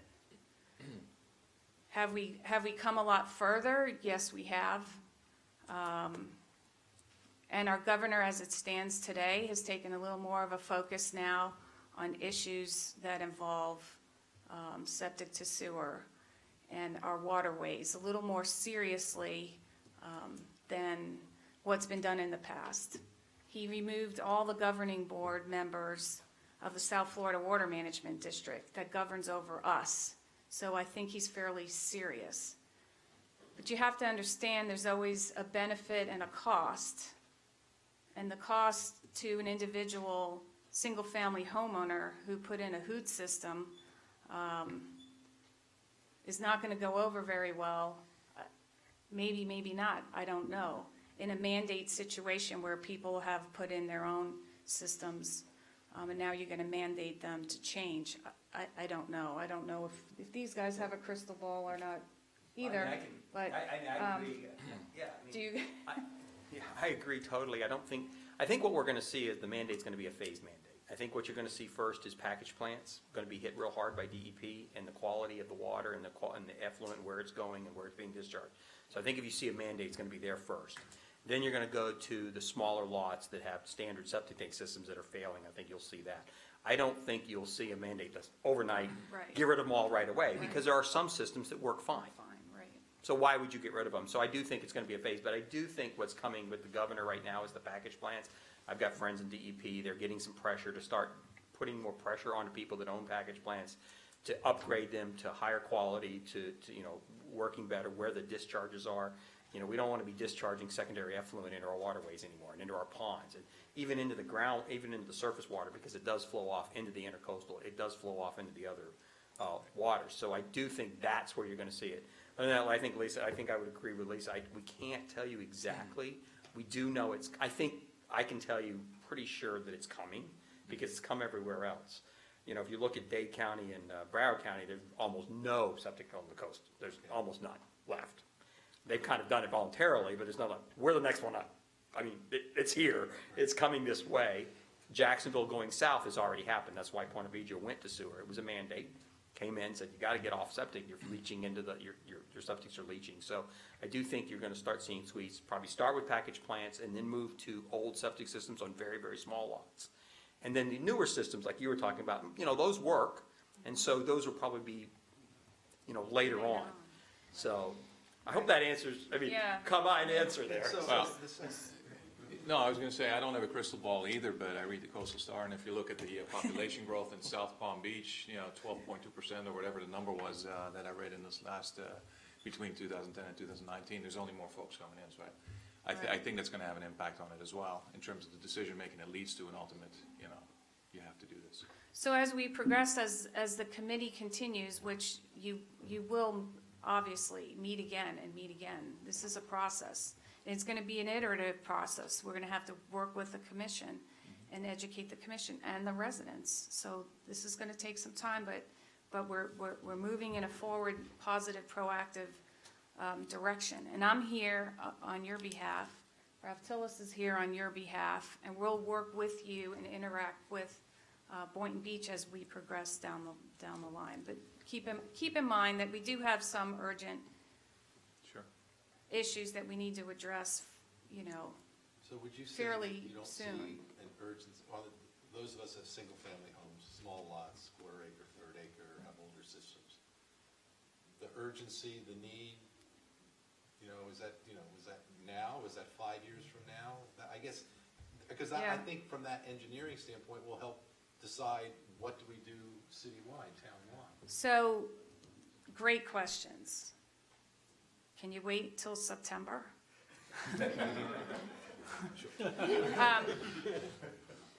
In September, we'll probably come before you as town staff to present to you.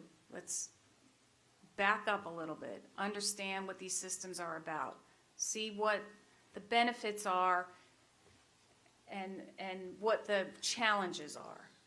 Okay, and then I think that would help you and Ralph Tillis understand what's the next step with respect to financing options and how we can, work with Boynton or work with ourselves to make this happen, whether it happens in phases or a whole, or it's designed as one, but maybe constructed over time in phases, dealing with the condo units first, and maybe the single-family homes at the end, in construction, but maybe discuss right now, everything is conceptual. We have to understand what the systems are and let the residents understand, and let us know what their input is as well, so that we can all make you all can make the ultimate educated decision back to the commission. So that's kind of where we're headed as a town. Coming back to the commission again in September, working with Ralph Tillis. I think after that, then they'll know what they need to do as far as reporting back to all of you.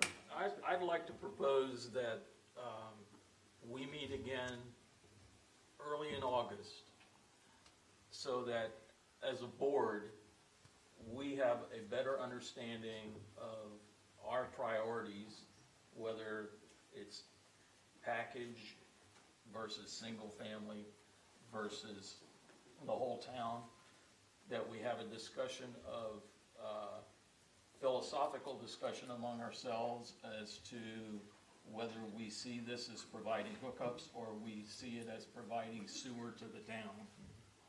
And I think we would have to get input from each of the condos down there as to how they see the condition and cost impact over some short-term, long-term for their package plants. I think we would need to get Wellington Arms engaged, some representative to come to the meeting, give us a status on what the condition of their system is. And I think from there we could get more of an idea of what and when, and I think we would have a better idea of how we would, as a board, see distributing costs. And then I think Lisa could update us closer to what she's going to present in September. And I think then we would know what our workload is after that point. I think, go ahead, Tracy. Ron, how many people are in town in August from the condo associations, do you know? Only about 25%. And of the board, three or four maybe, three out of the 10 on Crown Colony. I don't know about the yacht club or Turtle Beach.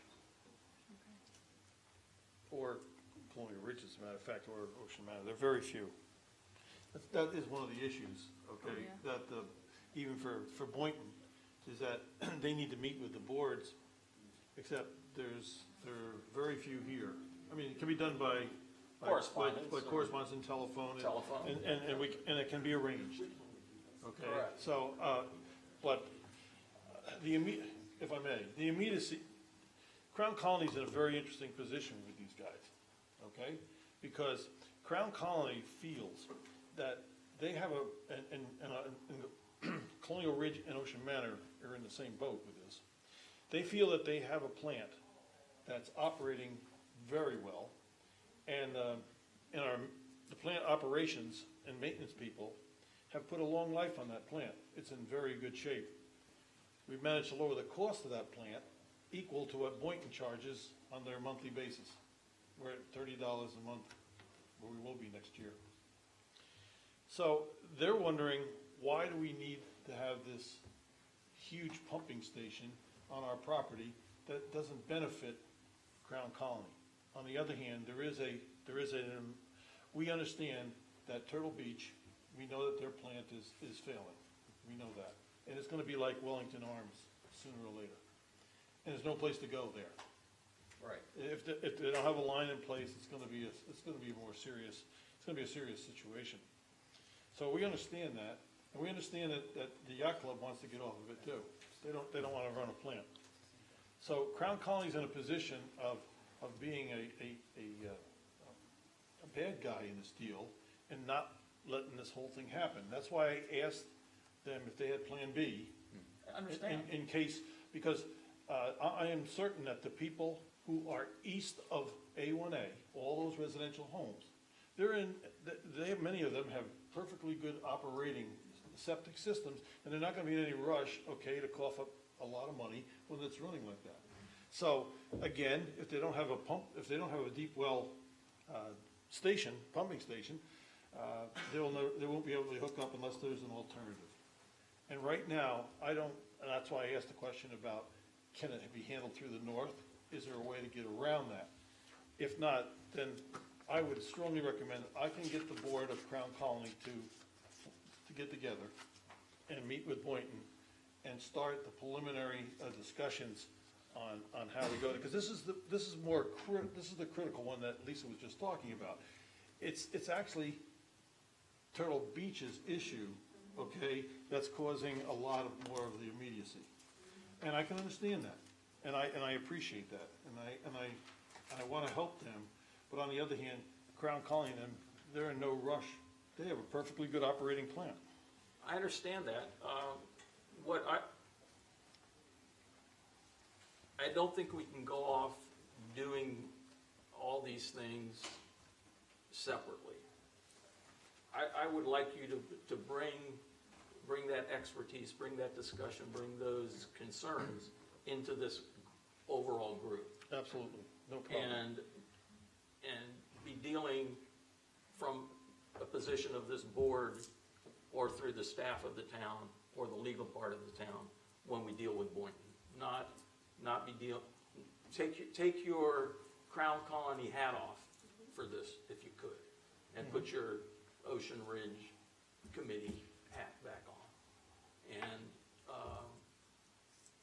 And I think we need to get the other players in here, and I think we all have to share among ourselves. We're all gonna have some independent, focused approaches based on the different places that we live. That's just the nature of who we've appointed here. And we're gonna have an engineering approach, and I think we just need to get that out in a meeting where we hash it out before we are dealing with our supplier, before we're dealing with our financial person, you know? We don't need to be picking our bank if we don't know whether we want a checking account that's free or has fees. We need to know that, we need to decide that collectively. I have no issues with that, and the president of Crown Colony and the other presidents would be happy to come before this committee, and they'll give you their concerns, okay, and we can move on from there. That's what I would like to do for the next meeting. Can Does it happen anybody in disagree with August? that? Can it happen in August if they're not here, though? That's my concern. Well, I mean, I think, once again, this is the sunshine law. I mean, I'm willing to work through you, the staff, and bring up some questions that I would like to ask or have addressed. And I think each of these other members of this board are going to have to use you as a conduit, the town, to get this information in a timely way so that we're not waiting months and months to do this sort of stuff. Along that line, I think one of the key questions raised was, okay, of these 5 condos here, and then we know about Wellington Arms, what is, from an engineering standpoint, their current condition, lifespan? And Rank them 1 through 5. And if we could all get that information, that would Yes. be very helpful in sort of thinking what's next. Correct. I can supply you with what they've sent me to date, or we can have them come before us, either one. Yeah. Well, it's public. I would like them to come before us. Fine with If we me. can get the information beforehand, that would be helpful. Certainly. So can we I'll give it to you, pick and you give it out time. can we pick a, is 3 weeks a reasonable time, something on that order from now? Sure. To have one more meeting, at least? I'll be gone the first week of August, I'm pretty sure. Do the second week in August. What would be something like the second Wednesday in,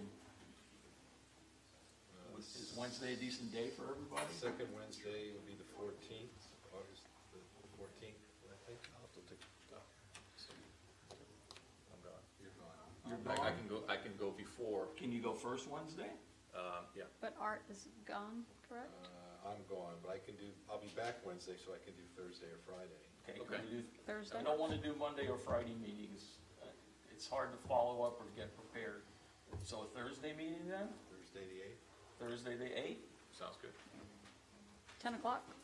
Pardon? 10 o'clock? Hang on, Be fine. hang on one second. Just gotta get- Or actually 9. Let's do 9. And then we're not cutting into people's lunch hours and we get more done before we break for lunch. Yes, sir. Is that okay? Could you announce that date again? Thursday, August 8th at 9 a.m.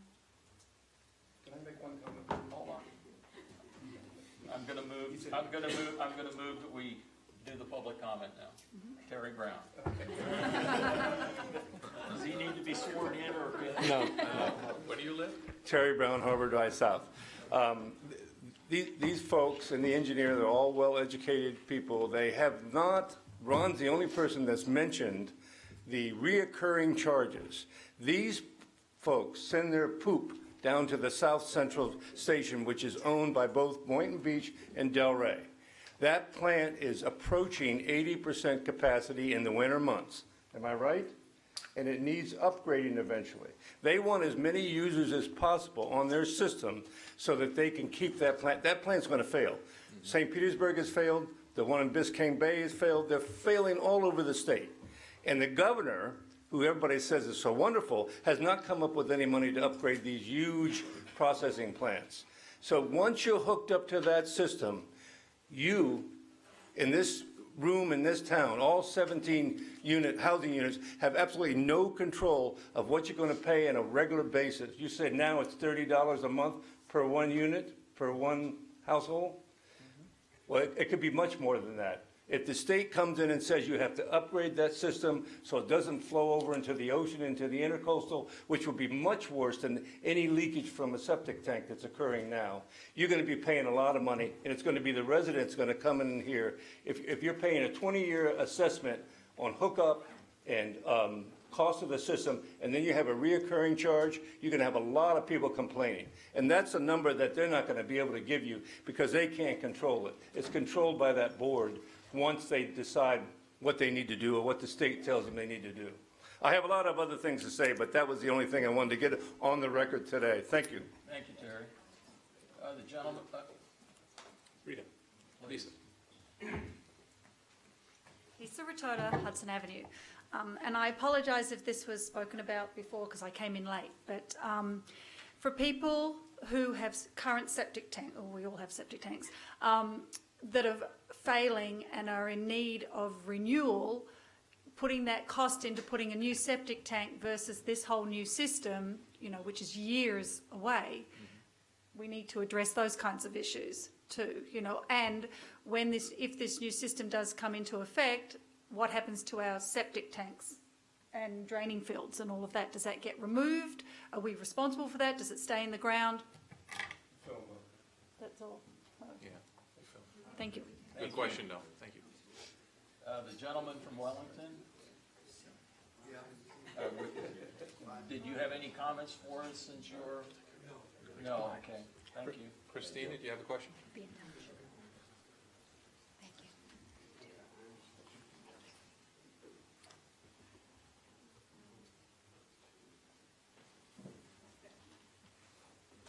I'm sorry, I'm slow.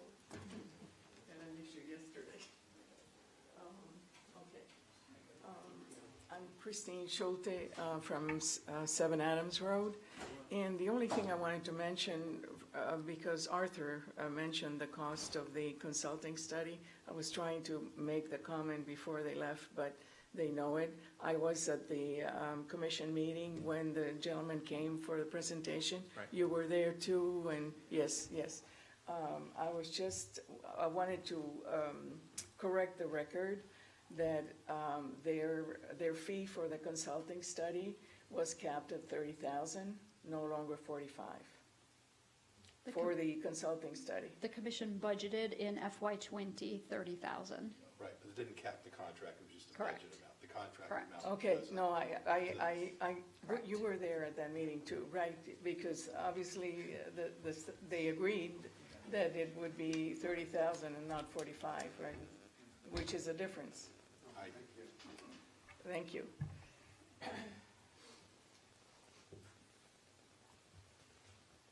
So I guess the meeting, Brian, you have the floor, sir? Okay, I will be very brief. The biggest thing on this, I know you all have just been dying to hear about this. The biggest thing on this, if you have a question, if you have a concern, just call me, okay? Before you know, it's kind of like, well, I'm not sure about this. If you're thinking along those lines, just call me, call Tracy. She's pretty familiar with this stuff too. The biggest thing on the Sunshine Law, the 5 of you here, you cannot talk to each other about stuff that's going to be coming in front of you, which means, unfortunately, this is a very large, very big topic. So you can't talk to each other. You can't use an intermediary to talk to each other. So you can't go on Facebook and somebody's commenting on this and you comment on something and somebody else comments on, I would stay away from all of those types of discussions. You can't have, emails, texts, nothing like that. So I think you all understand, you just cannot talk to each other about these matters. The other thing is public records. Now, if you get documents, and it seems like there's going to be a lot of documents on this, if somebody comes up to you and they hand you a document for you to read or for you to, hey, take back to the committee, and it's as a member of this committee, what my suggestion is that you immediately, or not immediately, but at some point in time, you get it in Tracy's hands or someone at the town's, you get it in their hands, so that way they can have a record of it, because it's a public record. When they hand that document to you and go, hey, I know you're on the committee or whatever, here you go, I want you all to take a look at this. Do that. If you get emails on you all have private email accounts, so if you get emails, just forward it to Tracy, or if Tracy says, well, no, forward it to this address or whatever, so it's in the town system, because those are public records. And what normally happens is, 6 months, a year goes by, somebody does a public records request, and they go, hey, remember that email? I want to see all the emails to all the members of this board starting at the very beginning. And then you're going to have to go back and go, okay, well, was it on this computer? Was it under this email address? Whatever. Just get in the habit of, the minute somebody sends you something, if you're a member of the committee, just get it to the town, so it's in the town system. So that way, if somebody does the request 6 months, a year, 2 years later, you can just give Tracy a call and go, hey, I got this public records request. Go ahead and deal with it, because I gave you everything. You don't have to deal with it. And I'm going over this very generally. I'd given you all a handout, so if you need, have problems sleeping, just take a quick look at that. That'll do the job. The other thing is on ethics. Now, you all are primarily governed by Palm Beach County Commission on Ethics, because you aren't state officers, you aren't elected officials.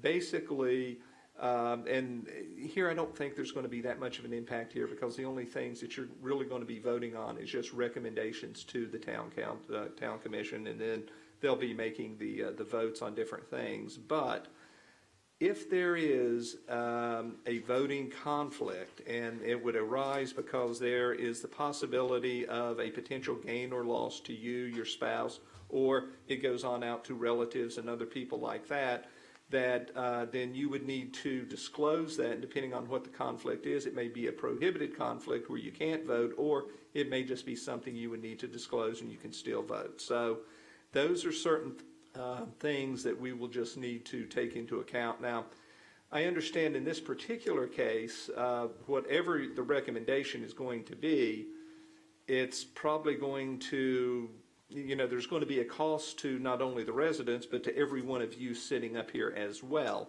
And normally in cases like that, the Commission on Ethics, as well as the State Commission on Ethics, has looked at that like, no, look, as long as that applies across the board, and there is not an individual, someone who is just going to individually benefit greater than another member of the public, you're okay. So once again, I just wanted to be brief on that. If you all have any questions, concerns, just give me a call, talk to Tracy, and we can, try to take care of that. So, thank you. Okay. So once again, I would just like to reemphasize, if the members of this board, if you've got any ideas, concepts, things that you want to discuss or bring to the group at the next meeting, if you could inform Tracy of it so that we can put together an agenda for the meeting and have some idea as to how long it will take or whatever. Other than that, I would entertain a motion to adjourn. Motion to adjourn. And your ayes have it? Yes, sir. Yes, you can, sorry about that. Yes, yes. Yes, you can speak to them. Okay. Anything about, you know, talk to them about something. Good start? like this. Yes, very You good. know, don't speak to two Very, of them. very good. So you can speak to them one-on-one. I gotta talk to the town attorney. Exactly, there you go, that's it. Exactly. Talk to anybody else you want to, one-on-one, you know. Exactly, just bear in mind that the commissioners are in a separate kind of realm where I wouldn't talk to them because that would be going to them. I don't want to get into it with two of them together. I don't want to get into it because then one of them, you know, they would be breaking the sunshine. Yes, absolutely, you could go to one.